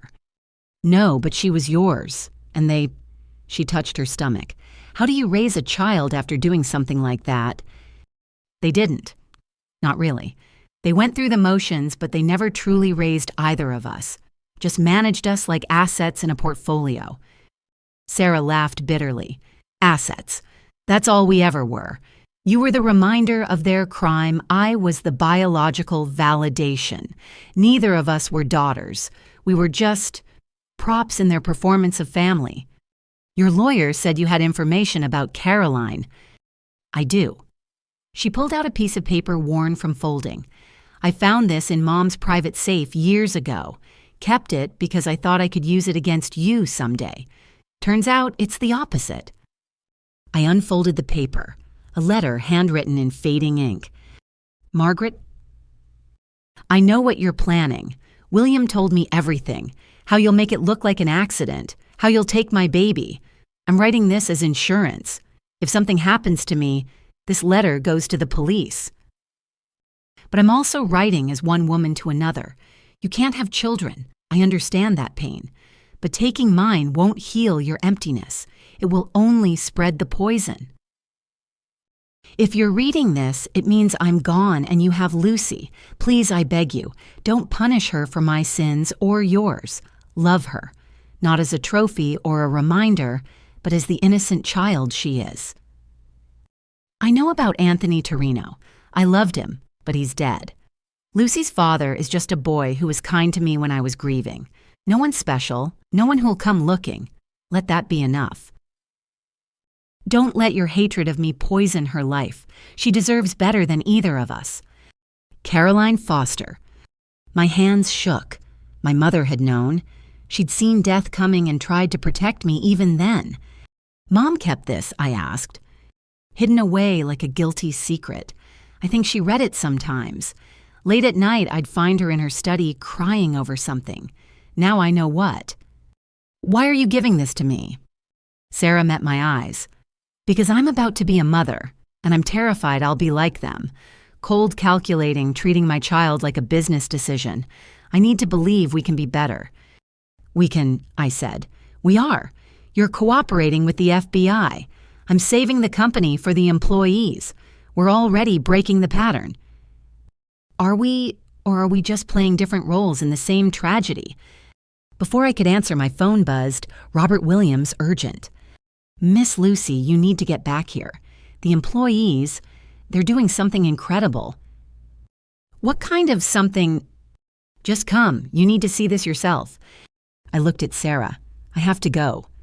The meeting with Torino. Are you really going? I don't know yet. Be careful, Lucy. We've lost enough mothers in this family. The Morrison construction parking lot was packed when I arrived. Not just employee vehicles, news vans, photographers, even a helicopter circling overhead. A makeshift stage had been erected near the main entrance. James McCready stood at a podium addressing a crowd of hundreds. Every Morrison construction employee, past and present, filled the space. But more than that, other construction workers, union representatives, business owners from around the city. "Dua, for too long, corporations have treated workers as expendable," James was saying. "Morrison Construction nearly became another casualty of greed. But we said no. We stood together, and now we own our future." The crowd erupted. Signs reading "Workers United" and "Employee Ownership Now" waved above heads. I tried to slip in quietly, but Angela Torres spotted me. "There she is," Angela called out. "Lucy Morrison, the woman who saved our company." Suddenly, I was being pushed toward the stagehands, patting my back, voices calling out thanks. James stepped aside as I reached the podium. "Speech," someone yelled. Then others took up the chant. "Speech, speech." I looked out at the sea of faces. Men and women who'd trusted me with their futures, who'd stood against my parents, risked everything on the word of an adopted daughter they'd chosen to believe in. "I didn't save Morrison Construction," I said, my voice carrying through the speakers. "You did. Every one of you who refused to let greed destroy what 3 generations built. You saved it." "But you let us," a voice called out. "No." I shook my head. "I just refused to follow them. There's a difference. My parents, the people who raised me, they forgot something fundamental. A company isn't stock prices or profit margins. It's people. It's families. It's the security of knowing your work means something." The crowd had gone quiet, hundreds of eyes fixed on me. They thought they could hollow out this company, take the money and run. They thought you were expendable. They were wrong. Because while they were scheming in boardrooms, you were building, creating, making something real with your hands and hearts. "Damn right," someone shouted. "So no, I didn't save Morrison Construction. But together we're going to transform it. Employee ownership isn't just about shares and voting rights. It's about dignity, respect, building a company that serves its workers as much as they serve it." "What about the Torino situation?" A reporter had pushed to the front. "Is it true you're meeting with organized crime?" The crowd stirred uneasily. "Vincent Torino is a ghost from the past," I said carefully. "My past, not yours, not Morrison Construction's. I'll handle whatever needs handling, but it won't affect this company or any of you. That's my promise." "We stand with you." Robert Williams stepped forward. "Whatever comes, we've got your back." A chorus of agreement rippled through the crowd. These people, some of whom had known me since I was a child, were offering to stand between me and a mob boss. "I appreciate that," I said, throat tight with emotion. "More than you know. But the best way you can help is to keep Morrison Construction strong. Show the world that employee ownership works, that when workers unite, they're unstoppable." "Union strong," someone yelled, and the chant was taken up. "Union strong, union strong." Patricia appeared at my elbow. "You need to see this," she whispered. "The news coverage is going national. NBC, CBS, CNN. They're all picking up the story." "Good," I said. "Let them see what happens when workers refuse to be victims." The rally continued for another hour. Speeches from union leaders, testimonials from employees, even a few local politicians eager to associate themselves with the movement. Through it all, I thought about the letter in my pocket. Caroline Foster begging for her daughter's life even as she faced death. As the crowd finally dispersed, Brandon Whitfield approached. He looked better than he had at the diner, suit-pressed composure restored. "Impressive," he said. "You've started something bigger than just saving one company." "It wasn't my intention." "The best movements never are." He paused. "I've been thinking about Sarah, about the baby. I want a petition for custody when it's born. Even if it's not yours, especially if it's not mine, that child will need stability, love a chance at normal. I can provide that." I studied him. "Why Sarah betrayed you completely." "Because someone has to break the cycle," he said simply. "The Morrison family tradition of transactional relationships, conditional love children as pawns. Someone has to say enough and mean it." "And you think you're that someone?" "I think I want to try, with your support if you'll give it." I thought about Caroline's letter pleading for love over hatred, about Sarah in her cell terrified of becoming our parents, about a baby who hadn't asked for any of this. "You have it," I said, "whatever you need." "Thank you." He turned to go, then looked back. "Lucy, what you did here today, your mother would be proud. Both of them, I think." As his car pulled away, Agent Reeves appeared. "Impressive crowd control, but we need to discuss tomorrow." "The Torino meeting," "which you're not attending. I've arranged a safe house." "Agent Reeves," I interrupted. "With all due respect, I've spent my entire life in a kind of safe house, protected from truths, sheltered from consequences, living in a bubble of lies. I'm done with that." "This isn't about lies. This is about a dangerous man who might want you dead. Or might want to talk about the woman his son loved, the woman my parents killed." I met his eyes. "I'm going." "Then you're going with protection, non-negotiable." "Fine, but I meet him alone. That's my non-negotiable." We stared at each other, federal authority versus newfound determination. Finally, he nodded. "You've got guts, Morrison. Let's hope they don't get you killed." That night, I stood in my apartment looking out at the city lights. Somewhere out there, my parents were running from shadows. Sarah sat in a cell, growing a new life. Morrison construction employees were celebrating their victory. And tomorrow, Vincent Torino would arrive, the last ghost from a past I'd never lived but couldn't escape. My phone rang, unknown number, but I recognized the voice immediately. "Miss Morrison, Vincent Torino. I'm in Seattle, change of plans. The meeting is tonight, midnight. Pier 47 warehouse at the end. Come alone or don't come at all." The line went dead. I looked at the clock. 3 hours. 3 hours to decide if I was brave enough to face the man who'd haunted my family for almost 3 decades. 3 hours to choose between safety and truth. But really, hadn't I already chosen?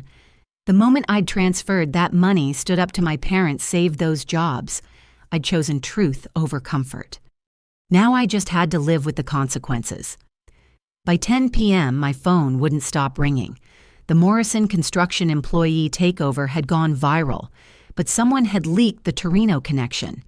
Every major news outlet wanted a statement about the adopted daughter, the murdered mother, the mob boss meeting. Emma burst into my apartment. "Lucy, have you seen this?" She thrust her tablet at me. CNN's headline screamed, "Morrison heiress to meet Chicago crime boss. Family secrets span decades." "How did they find out?" I asked. "Someone leaked. Maybe Marcus, maybe someone in the FBI. Doesn't matter. The story's out there." She scrolled through article after article. Wall Street Journal, New York Times, even international papers. Your global news.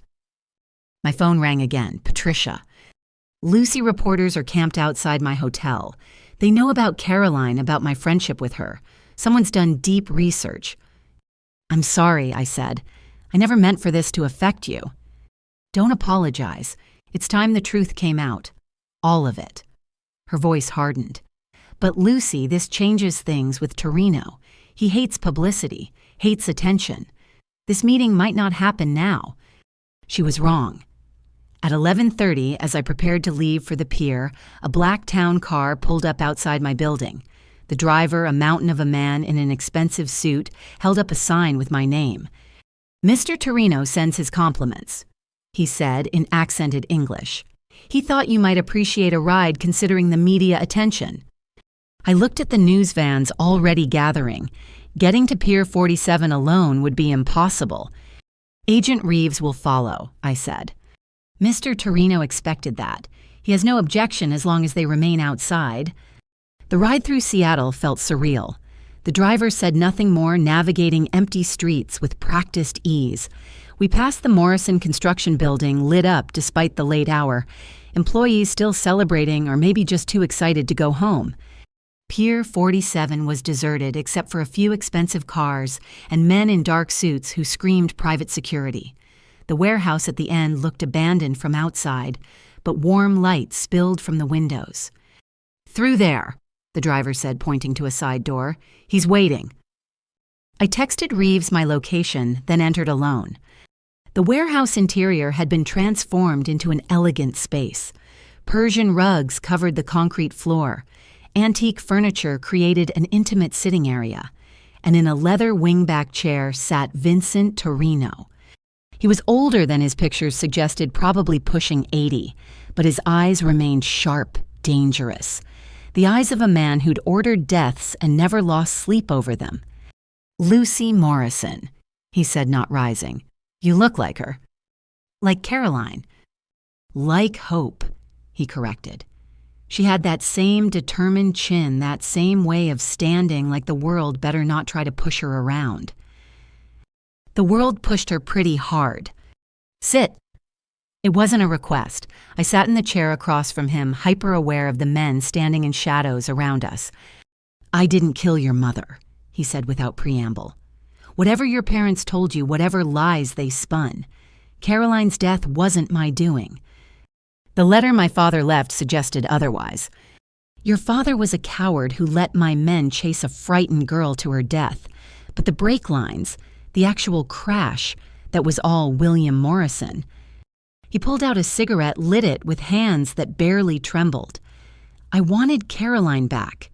Yes, she'd been Anthony's girl. In our world, that means something.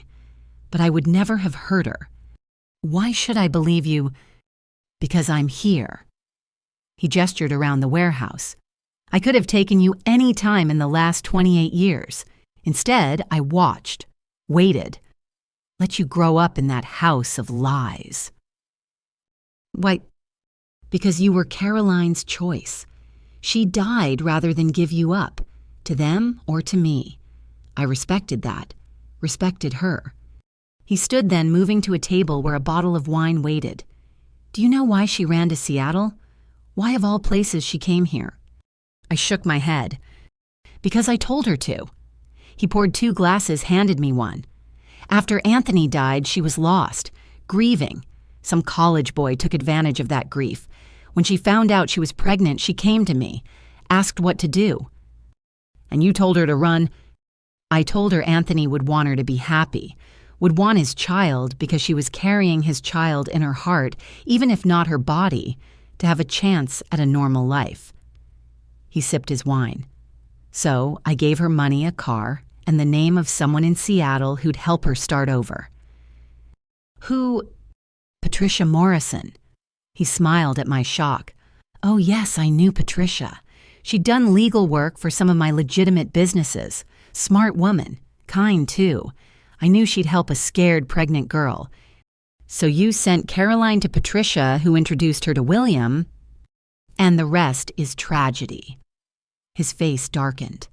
"I should have known William Morrison would corrupt anything he touched, should have protected her better." "Why tell me this now?" "Because you did something I didn't expect. You stood up to them, saved the company, protected the workers, showed spine." He set down his glass. "You're not just Caroline's daughter. You're worthy of her memory." "What do you want from me?" "Nothing, and everything." He moved to another table, picked up a thick envelope. "Inside is everything I gathered about your mother's death. Evidence your FBI friend might find interesting. Enough to bury William Morrison if you choose to use it." I took the envelope, felt its weight, and in exchange. "No exchange, a gift, from an old man who failed to protect someone he cared about." He studied me. "But I do have advice if you'll take it." "I'm listening." "Your parents ran because they're scared, not of prison, of truth. There are more secrets, Lucy Morrison, darker than you know. Be careful how deep you dig." "What kind of secrets?" "The kind that destroy more than just families. The Morrison name is tied to things that go back decades. Judge Harrison was just the beginning." Before I could ask more, one of his men approached, whispered urgently. Torino's expression changed. "It seems the media has found us," he said. "Time for you to go." "Wait," I said as his men began packing up. "Will I see you again?" "No. I'm too old for this game. After tonight, Vincent Torino retires. Permanently." He paused at the door. "But Lucy, if you ever need help, real help the kind the law can't provide, You call this number." He handed me a business card, just a phone number, nothing else. "Why would you help me?" "Because Anthony loved her. Because she died protecting you. Because sometimes family isn't about blood, it's about honor." He smiled sadly. "Be well, Lucy Morrison. Make them all proud." Then he was gone, leaving me alone in an emptying warehouse with an envelope that might contain enough evidence to destroy what was left of my adoptive family. Outside, chaos had erupted. News vans, police cars, FBI vehicles. Cameras flashed as I emerged. Agent Reeves pushed through the crowd, face furious.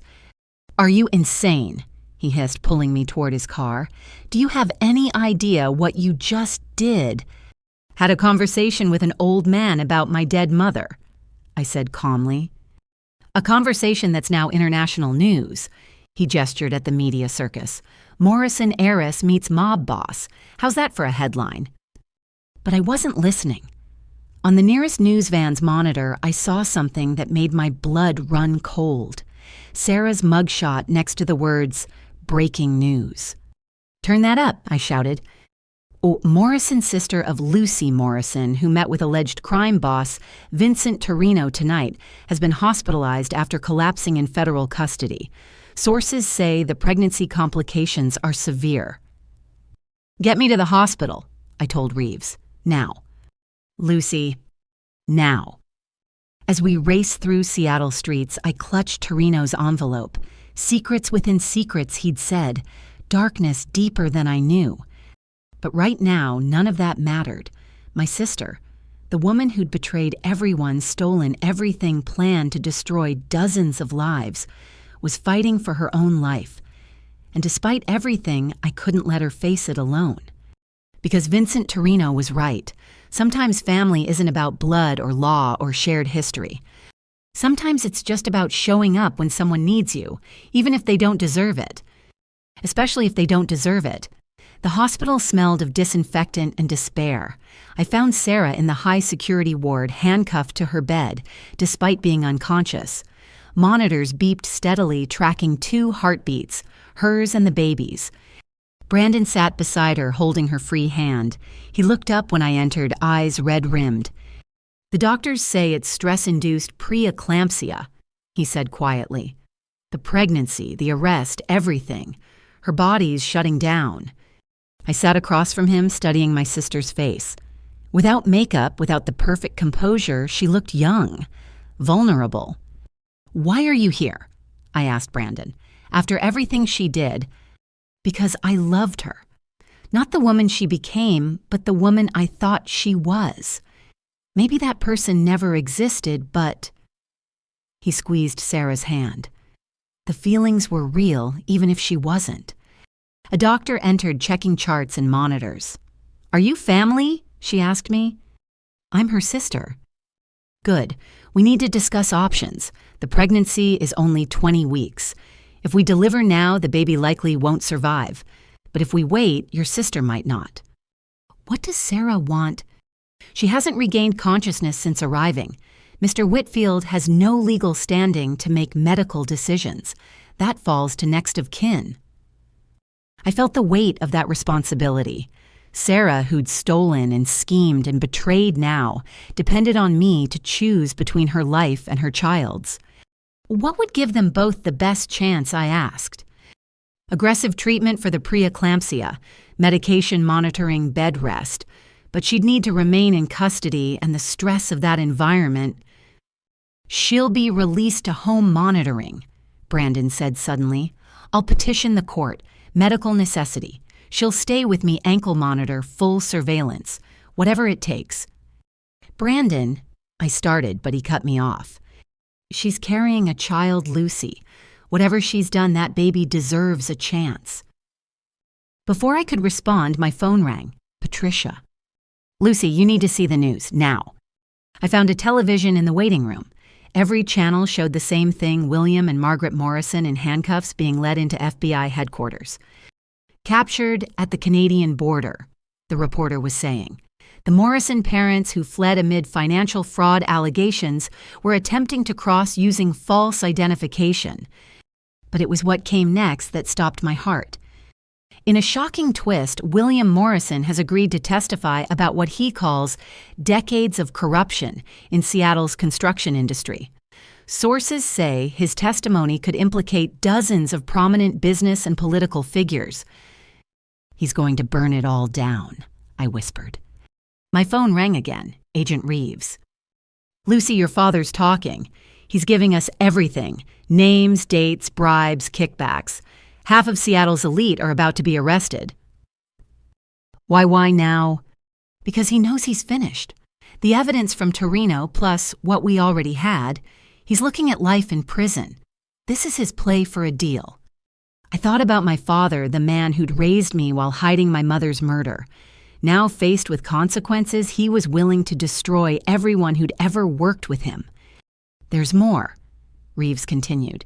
"He's claiming your mother, Margaret, was the mastermind, says she orchestrated Caroline's death, the fraud, everything. And Margaret, demanding a lawyer, refusing to talk. But Lucy, some of what William's saying checks out. Margaret's name is on documents going back decades, shell companies' offshore accounts, all in her name."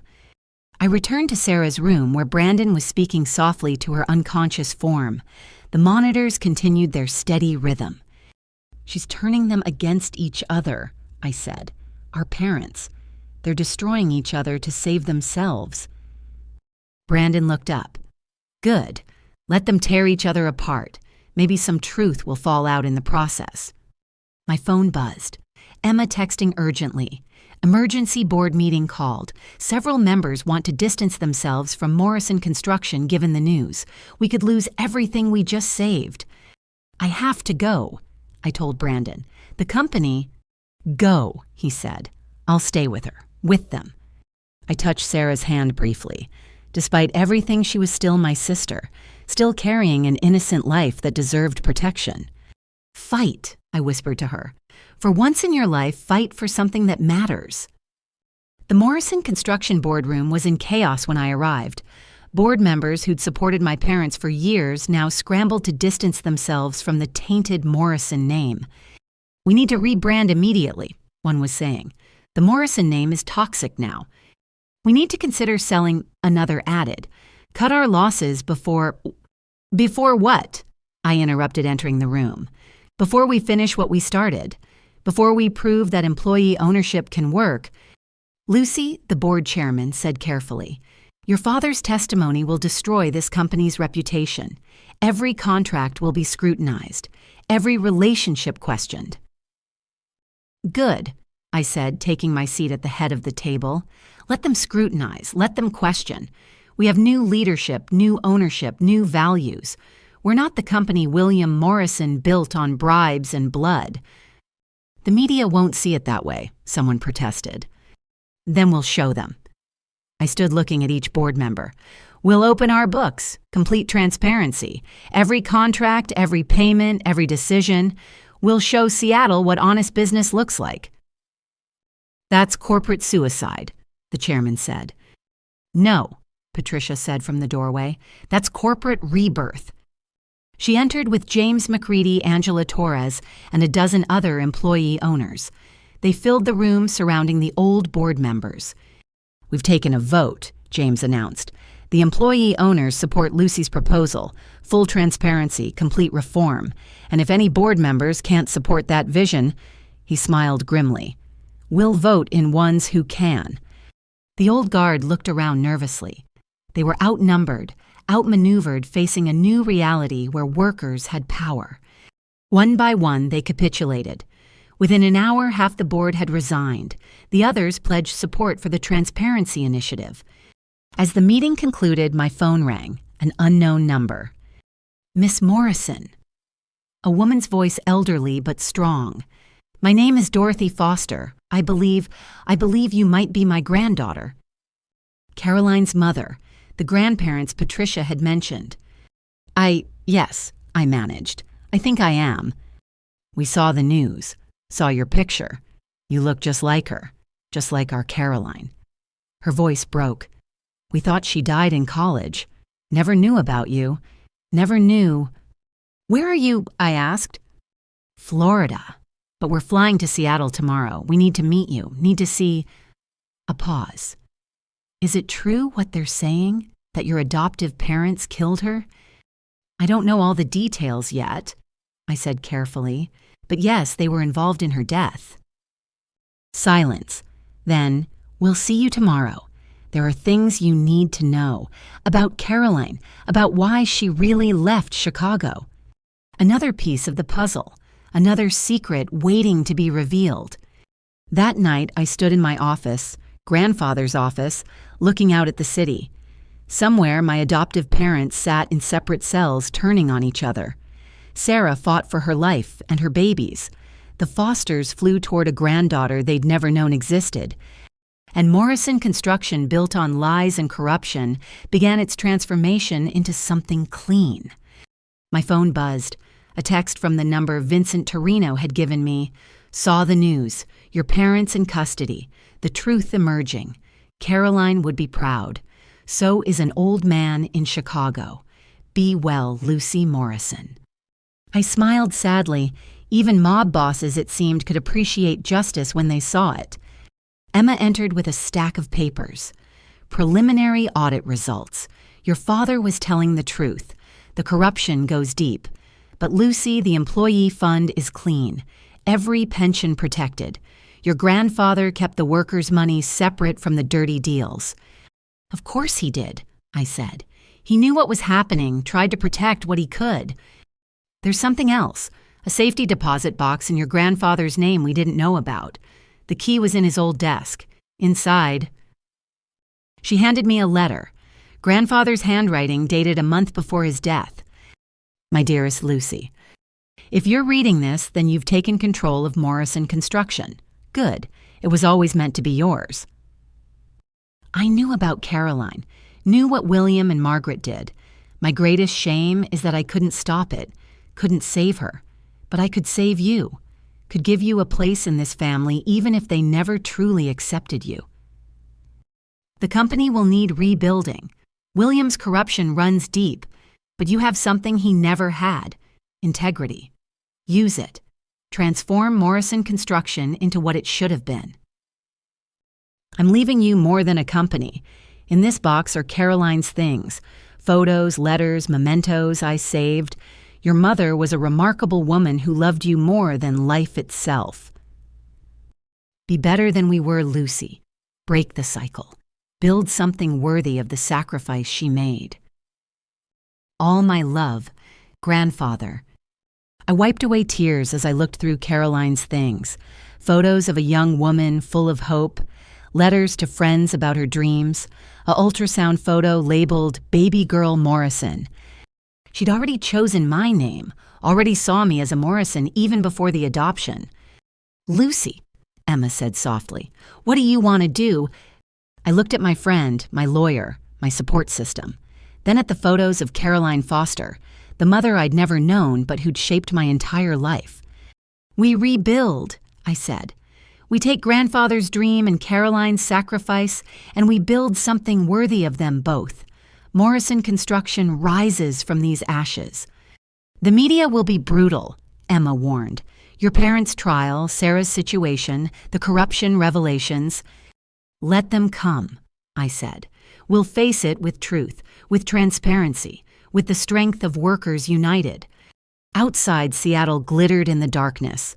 Somewhere in that glitter were 47 families whose futures we'd saved, hundreds more who'd joined our cause, a movement that had started with a desperate late-night transfer and grown into something larger than any of us had imagined. Tomorrow would bring new challenges. The Fosters arriving seeking answers about their daughter's death, Sarah's medical crisis, my parents' trials, the systematic dismantling of decades of corruption. But tonight I stood in my grandfather's office holding my mother's ultrasound photo and felt something I'd never experienced in 28 years of life. I felt like I was exactly where I belonged. 6 months later, Morrison Construction looked nothing like the company my parents had fled. Glass walls replaced closed doors. Financial reports were published online weekly. Every contract, every bid, every decision was documented and available for employee review. The transparency had cost us initially. Some clients nervous about their own exposure pulled contracts.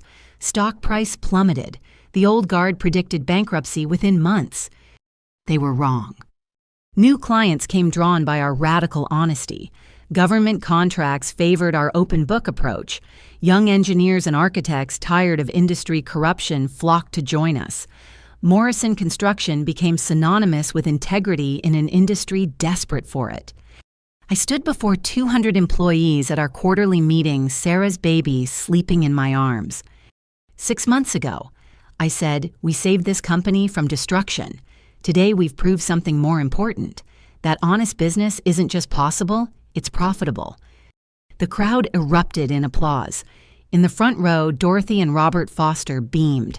Caroline's parents had become fixtures at Morrison Construction, volunteering in the daycare we'd established, sharing stories of their daughter with anyone who'd listen.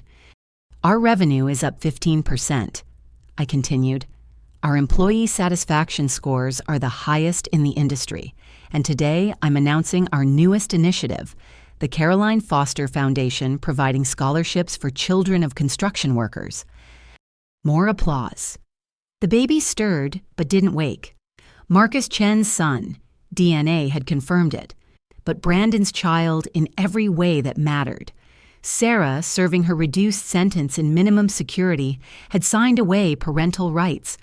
Brandon was raising him with the help of a village that included me, the Fosters, and half of Morrison Construction's employees.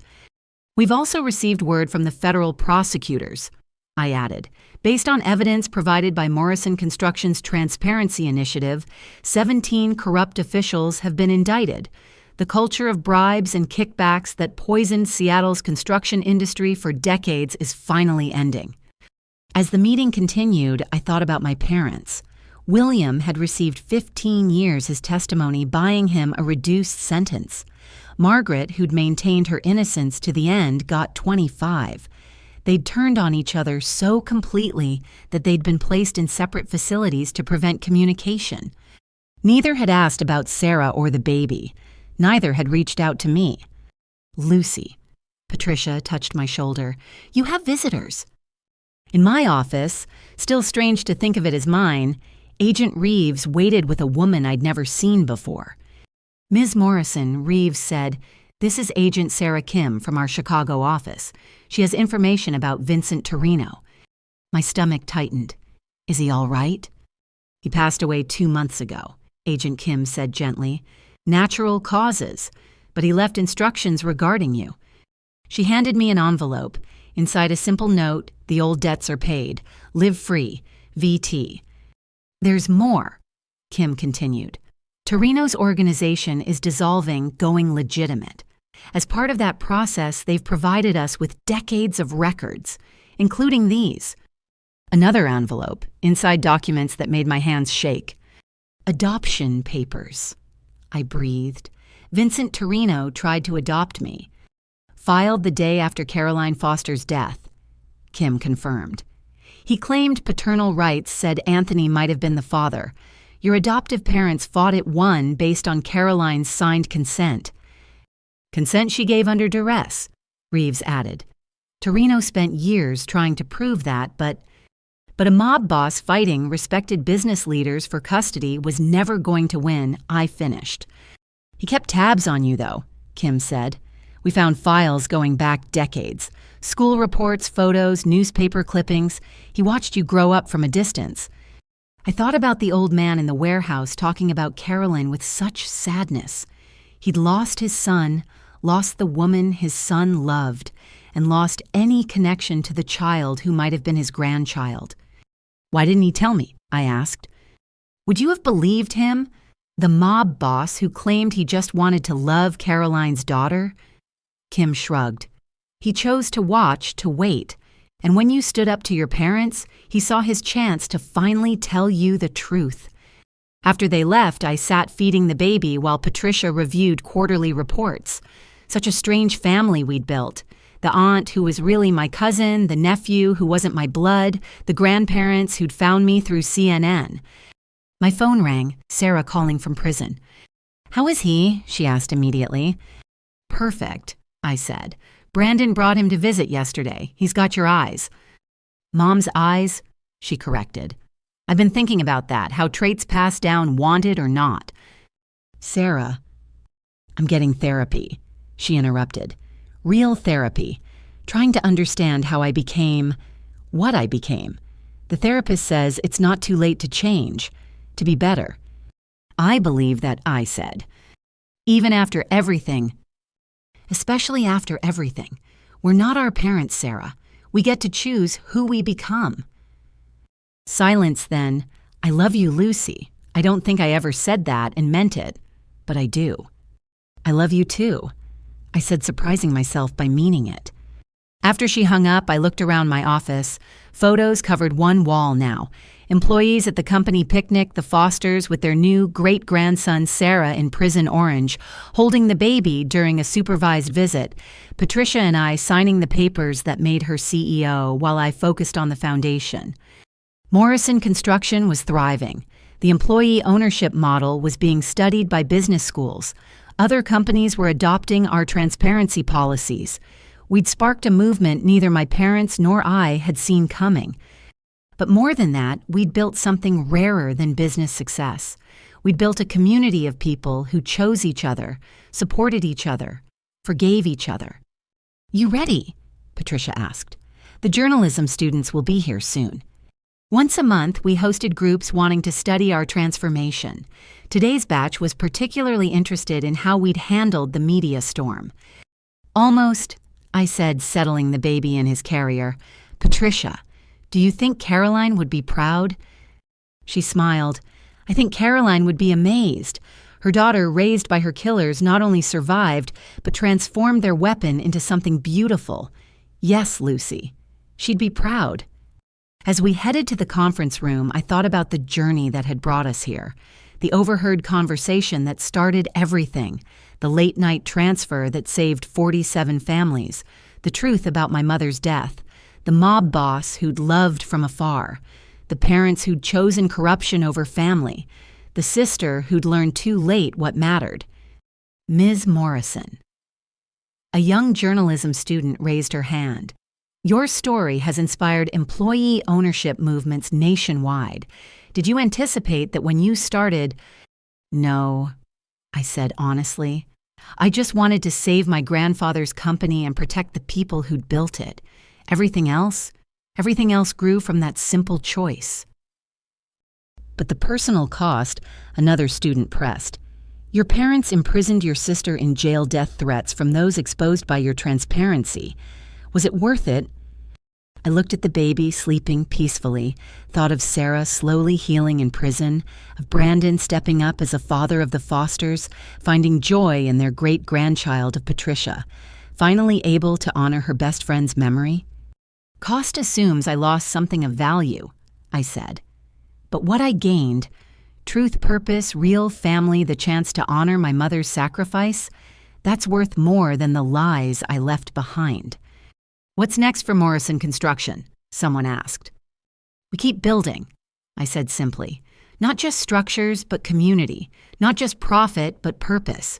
We prove every day that business can be both successful and ethical, that workers deserve ownership in what they create, that transparency beats corruption every time. And personally, the first student asked, what's next for Lucy Morrison? I smiled, thinking of the dinner plans with the Fosters, the weekend visit to Sarah, the foundation board meeting, where we'd approve our 100th scholarship, the date I'd finally agreed to with David Kim, the prosecutor who'd helped build our case and stayed to help build our future. I'm going to live, I said, freely, honestly surrounded by people who choose family over blood integrity, over profit, truth over comfort.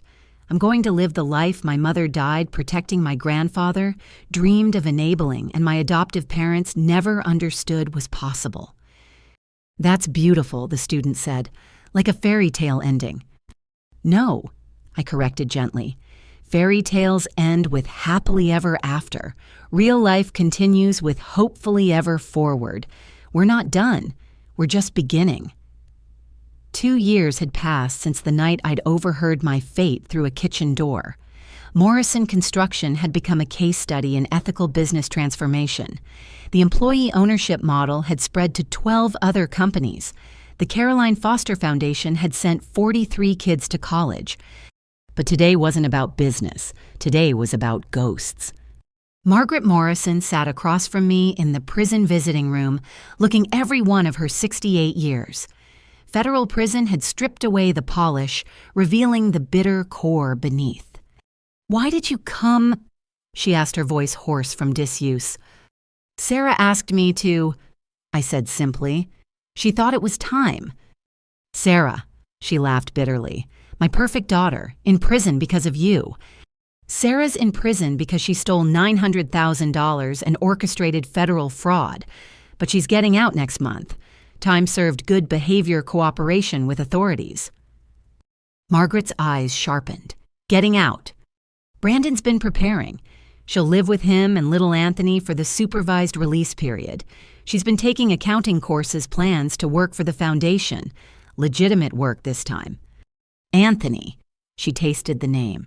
"You named the baby after Torino's son." "Brandon named him. Said every child deserves a chance to redeem a name." Silence stretched between us.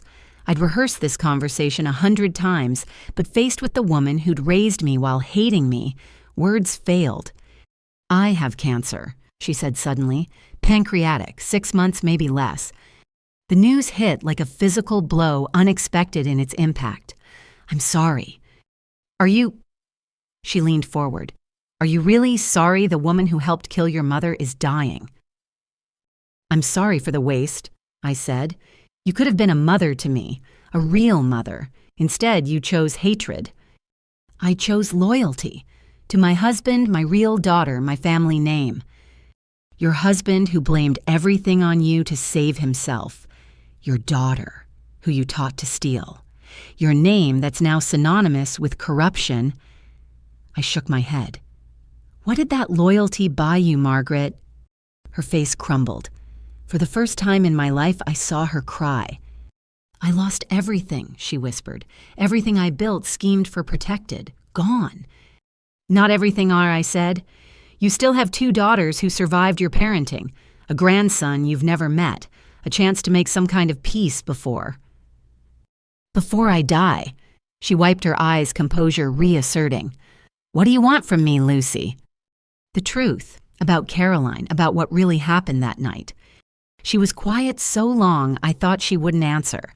Then, "Vincent Torino told you his version. William told the FBI his. Want to hear mine?" I nodded. Caroline Foster was nobody, a grieving girl who'd latched on to William at some business function. When she showed up pregnant claiming he'd promised to leave me, I wanted to destroy her. But William had a different idea. I couldn't have children. Years of trying fortunes spent on treatments. Here was a baby ready-made. All we had to do was convince the mother. Convince or coerce? Does it matter? She was 22, alone, penniless. We offered her money to disappear. She refused, threatened to go public, ruin us. So William involved Torino. Knowing it would terrify her. Knowing it would make her run, which she did right into a rainstorm and a curve taken too fast. Margaret met my eyes. The brake lines weren't cut. That was just Torino's paranoia. Caroline died because she was driving scared in bad weather. An accident enabled by us, but an accident nonetheless. You don't believe that. I've had 28 years to make myself believe it. But you're right. We killed her as surely as if we'd cut those brake lines ourselves. And then... Her voice broke again. Then we took her baby. Why keep me? Why not give me to Torino or foster care or anyone else? Because I wanted a baby, had dreamed of one for so long. And there you were, 3 years old, frightened, calling for a mama who'd never come. She looked away. For a few months, I loved you. Truly. You were so eager to please, so desperate for affection. Everything a mother could want. What changed? Sarah was born. My miracle baby against all odds. Suddenly I had a real daughter, and you were just evidence. of what we'd done, of who we'd become. Every time I looked at you, I saw Caroline's face, saw her terror as she ran, heard the screech of tires that haunted my dreams. So you punished me for your guilt. I distanced myself from my sanity.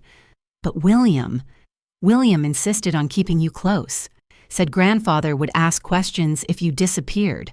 So we played family. Badly, cruelly, but we played.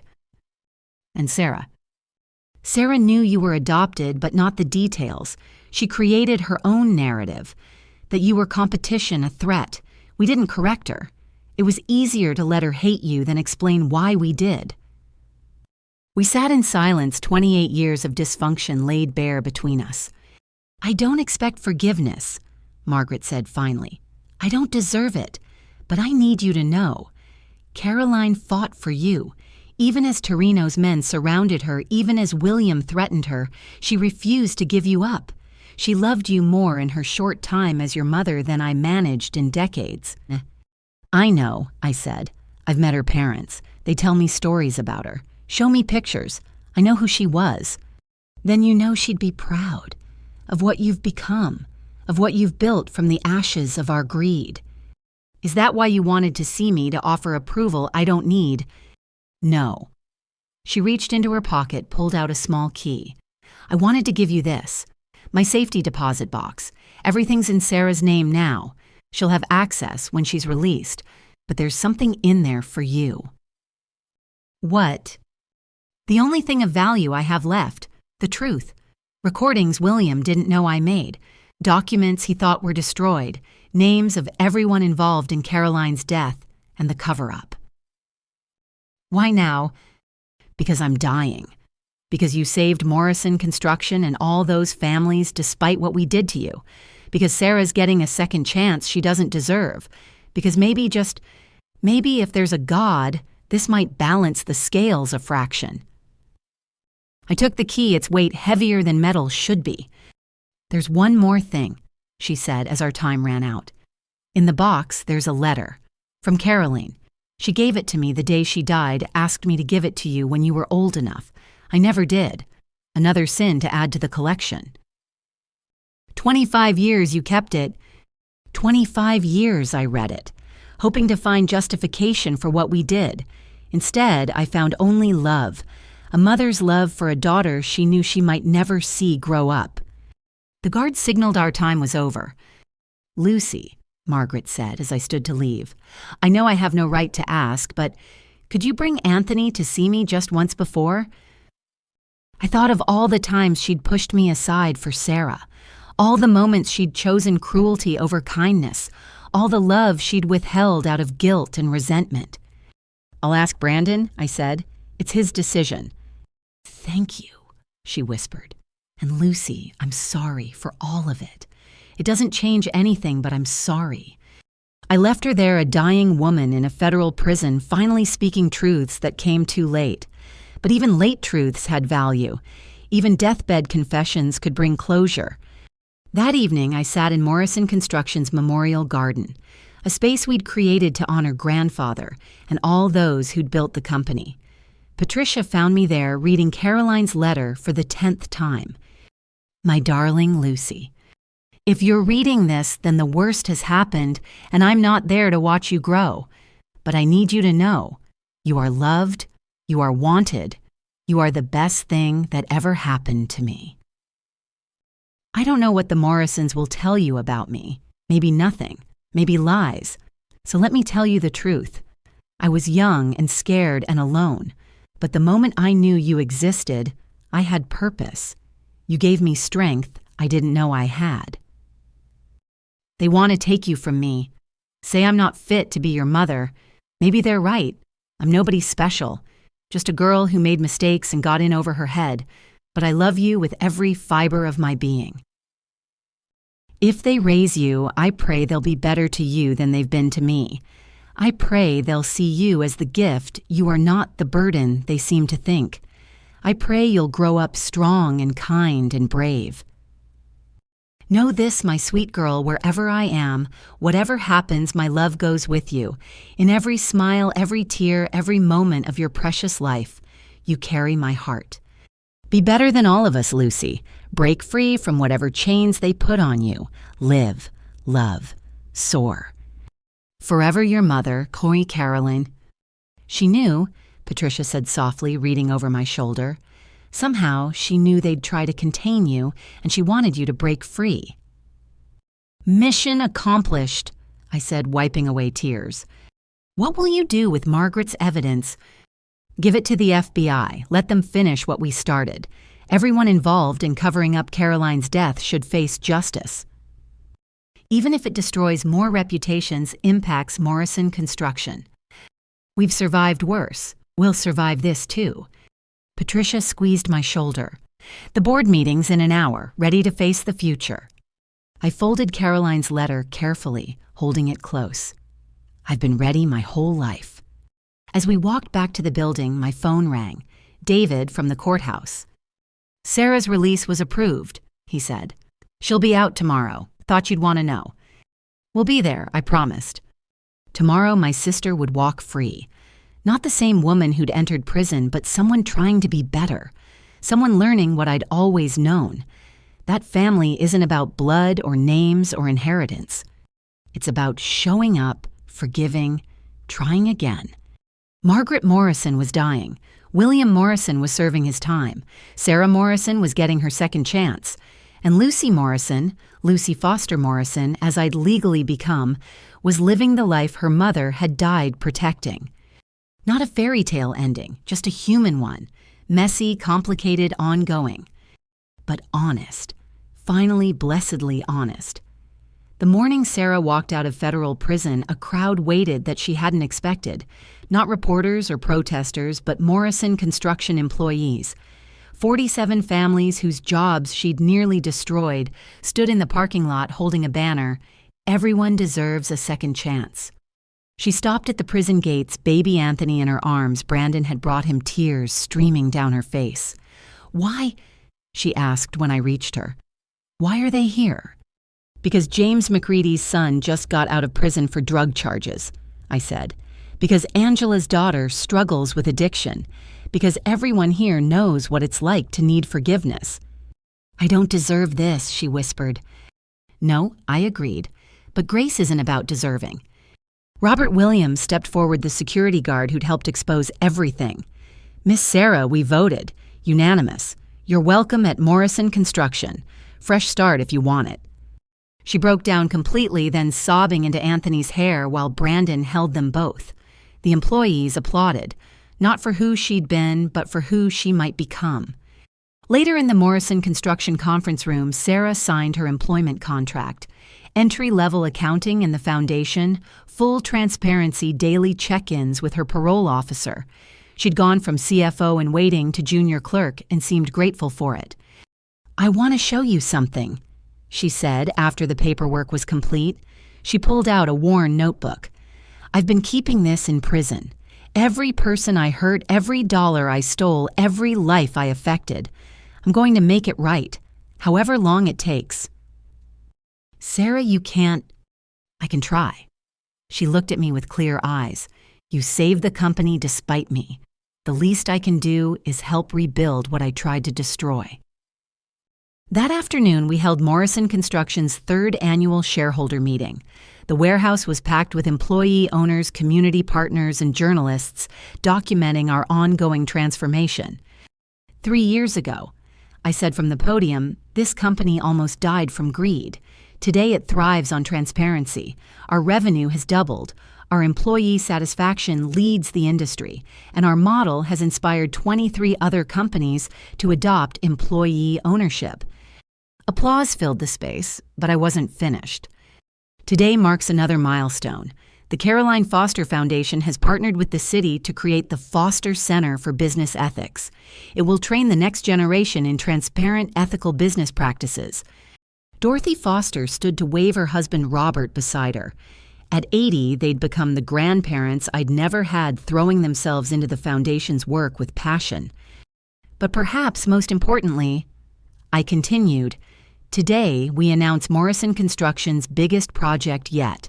In partnership with the city and state, we'll be building affordable housing on the site where my parents planned their fraudulent development. 300 units for working families built by the workers themselves. The crowd erupted. This was what we'd been working toward, not just saving jobs, but creating opportunity, not just surviving, but thriving. After the meeting, I found myself in grandfather's garden with an unexpected visitor. William Morrison, out on supervised release for medical reasons, looking decades older than his 65 years. "I shouldn't be here," he said quietly. "No, you shouldn't, but you are, so talk." He pulled out an envelope, hands shaking. "I've been writing you letters, from prison, never sent them, couldn't find the words. And now I'm dying. Heart disease, the doctors say. Fitting, I suppose." He attempted a smile that didn't reach his eyes. "I came to say I'm sorry. Not for your mother's death.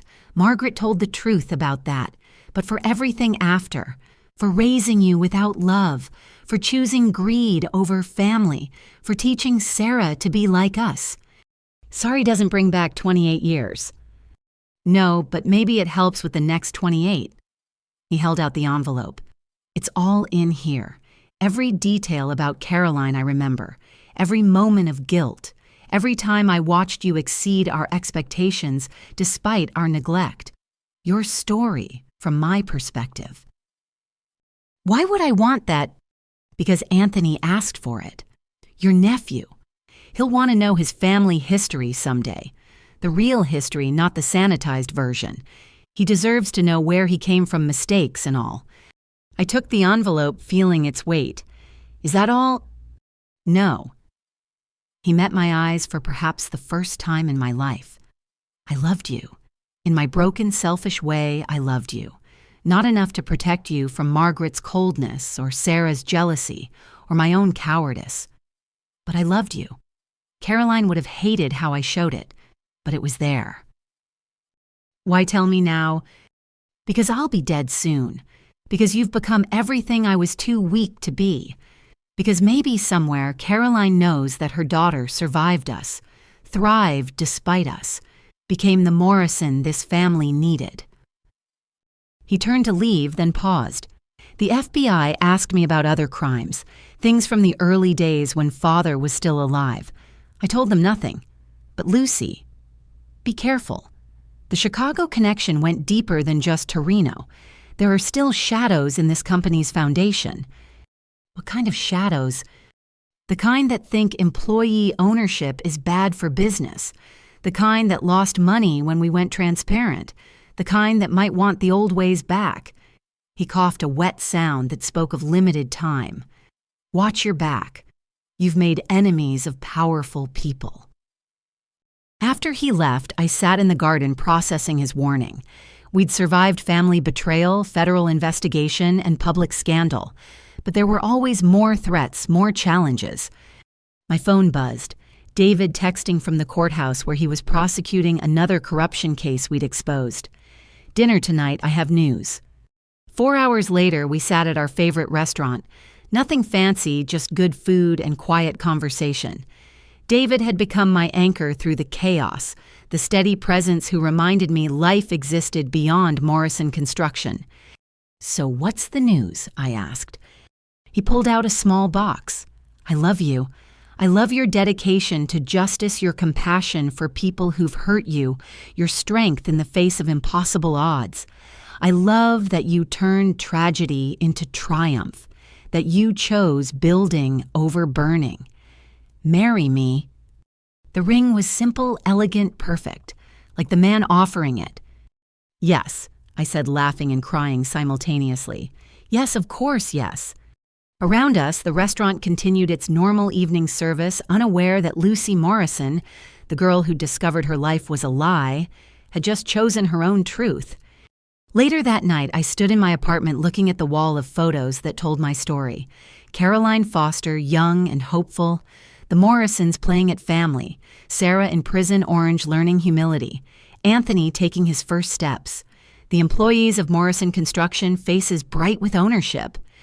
My phone rang, Patricia from the hospital. "It's Margaret," she said. "She's asking for you. The doctors say it's hours, maybe less." I almost didn't go, but forgiveness I'd learned wasn't about the person who'd hurt you. It was about freeing yourself from the chains of resentment. Margaret lay in the hospital bed machines monitoring her fading life. Sarah sat beside her holding her hand. Brandon waited in the corner with Anthony sleeping in his arms. "Lucy," Margaret whispered, "you came." "Sarah asked me to." "No." She squeezed Sarah's hand weakly. "Thank you, darling, but I need to speak to Lucy alone." Sarah kissed her mother's forehead and left with Brandon. Margaret and I were alone for perhaps the first time in our lives. "I'm scared," she admitted. "Not of dying, of what comes after. If there's justice in the universe, I'm damned." "I don't believe in damnation," I said. "Just consequences and choices." "Then I made terrible choices." She struggled to breathe. "But watching you these last years, seeing what you built from our ashes, maybe something good came from the horror. Many good things. Morrison Construction employs hundreds.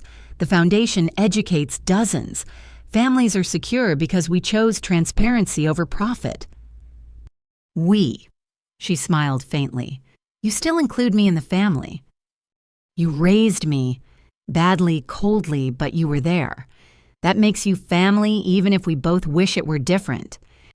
I need to tell you something about Chicago, about the threats William mentioned." I leaned closer. "Senator Marcus, Judge Harrison's replacement.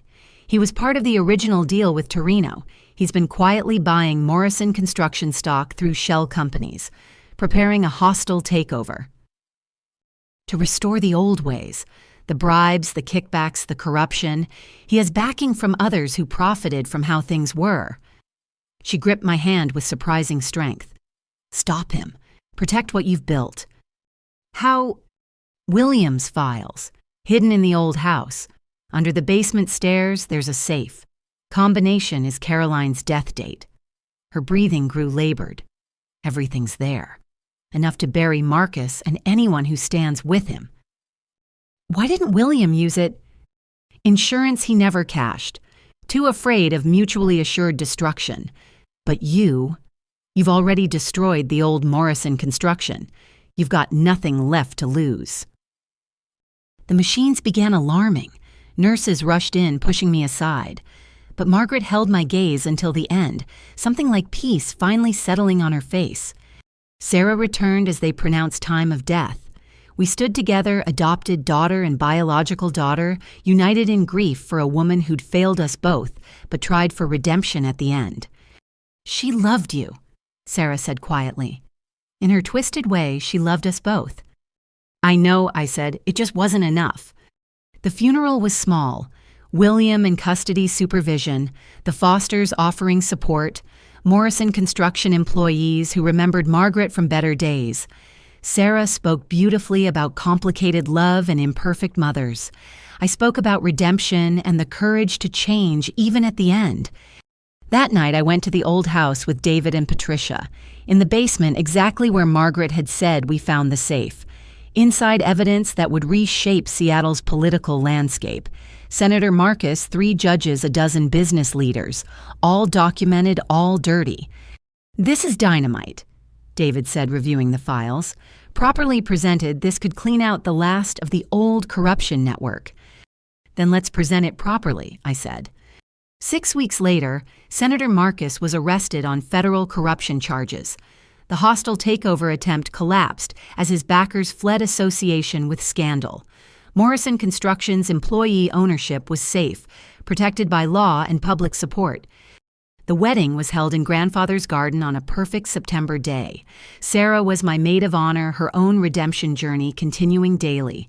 Patricia officiated, having gotten ordained just for the occasion.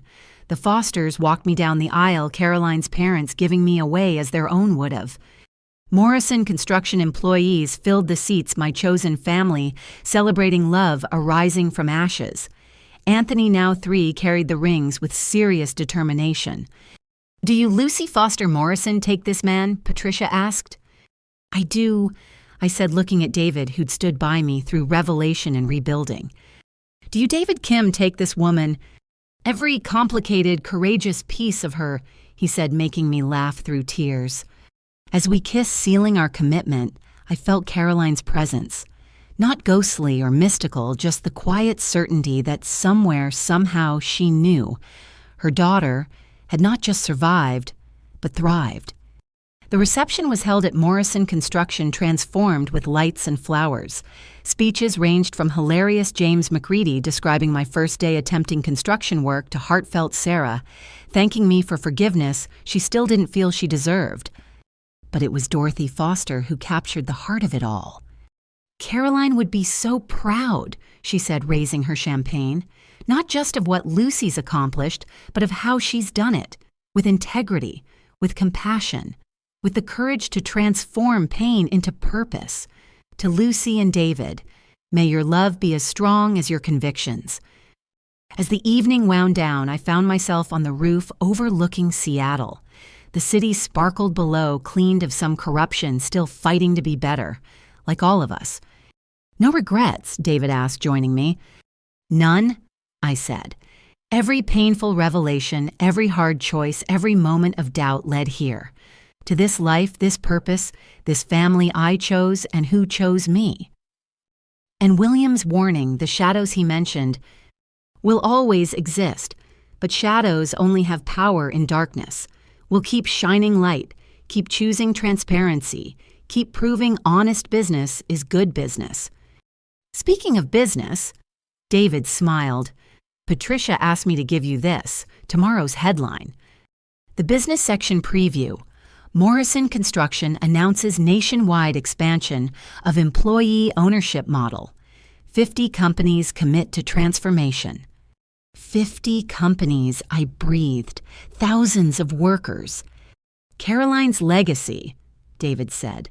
A mother's love that refused to die, growing into a movement that changes lives. I thought of that scared 22-year-old who'd fought for her daughter, of the 3-year-old who'd lost everything, of the 28-year-old who'd overheard her disinheritance. Each version of those women had contributed to this moment. You know what I want? I asked. What's that? To be boring for a while. No revelations, no takeover attempts, no deathbed confessions. Just building things, living life, being married to you. He laughed.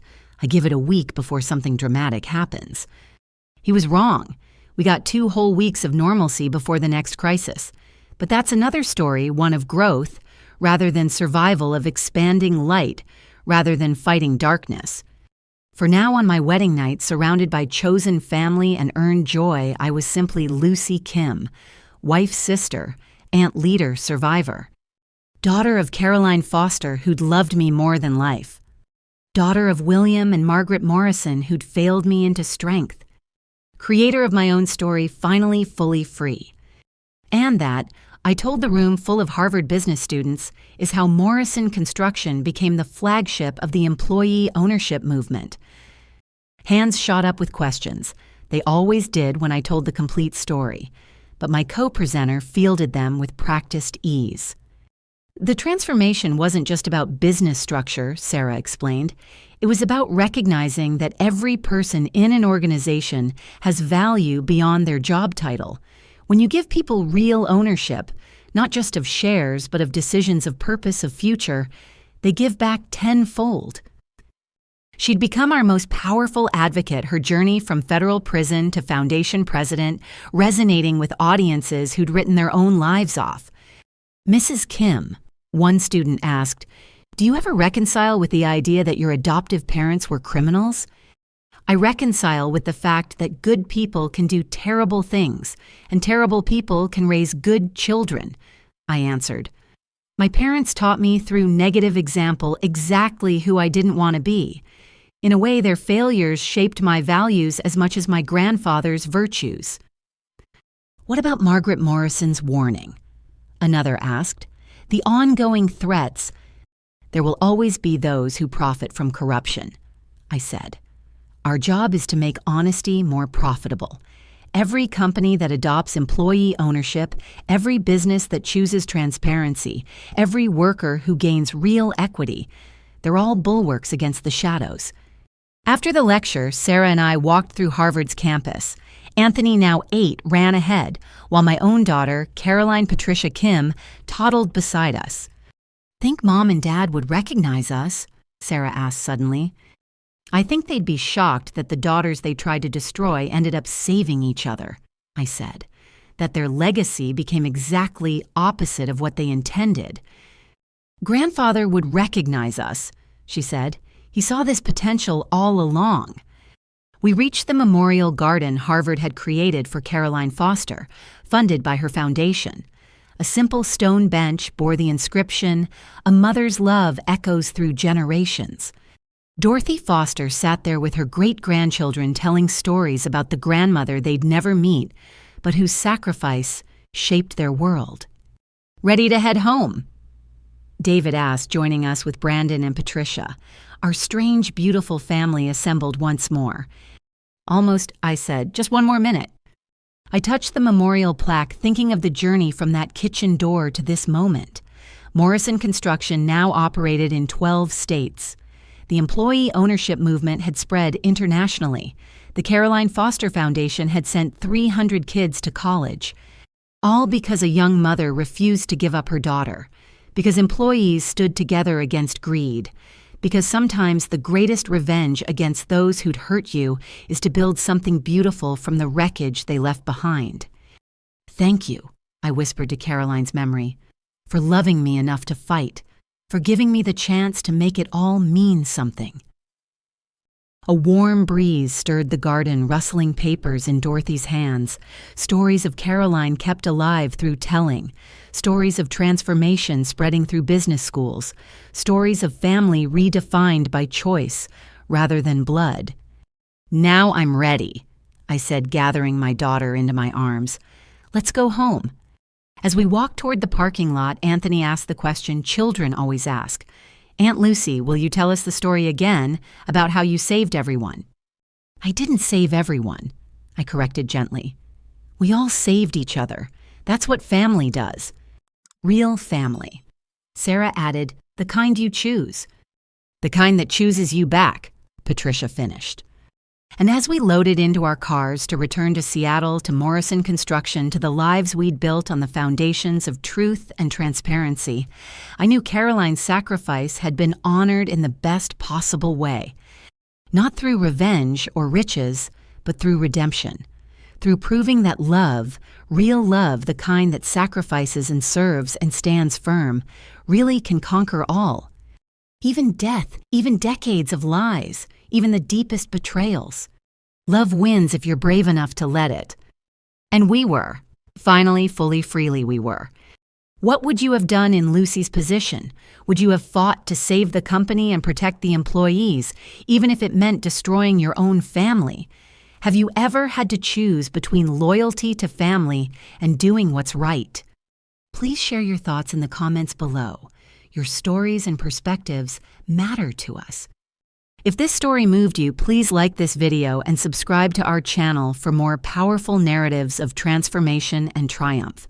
Share it with someone who needs to hear that it's never too late to break free from toxic patterns and build something better. Remember, you are not defined by where you come from, but by the choices you make and the love you share. Stay strong, keep building, and never forget. Sometimes the family that chooses you is worth more than the one you're born into. Until next time, this is Lucy's Story, signing off with love and hope for your own journey.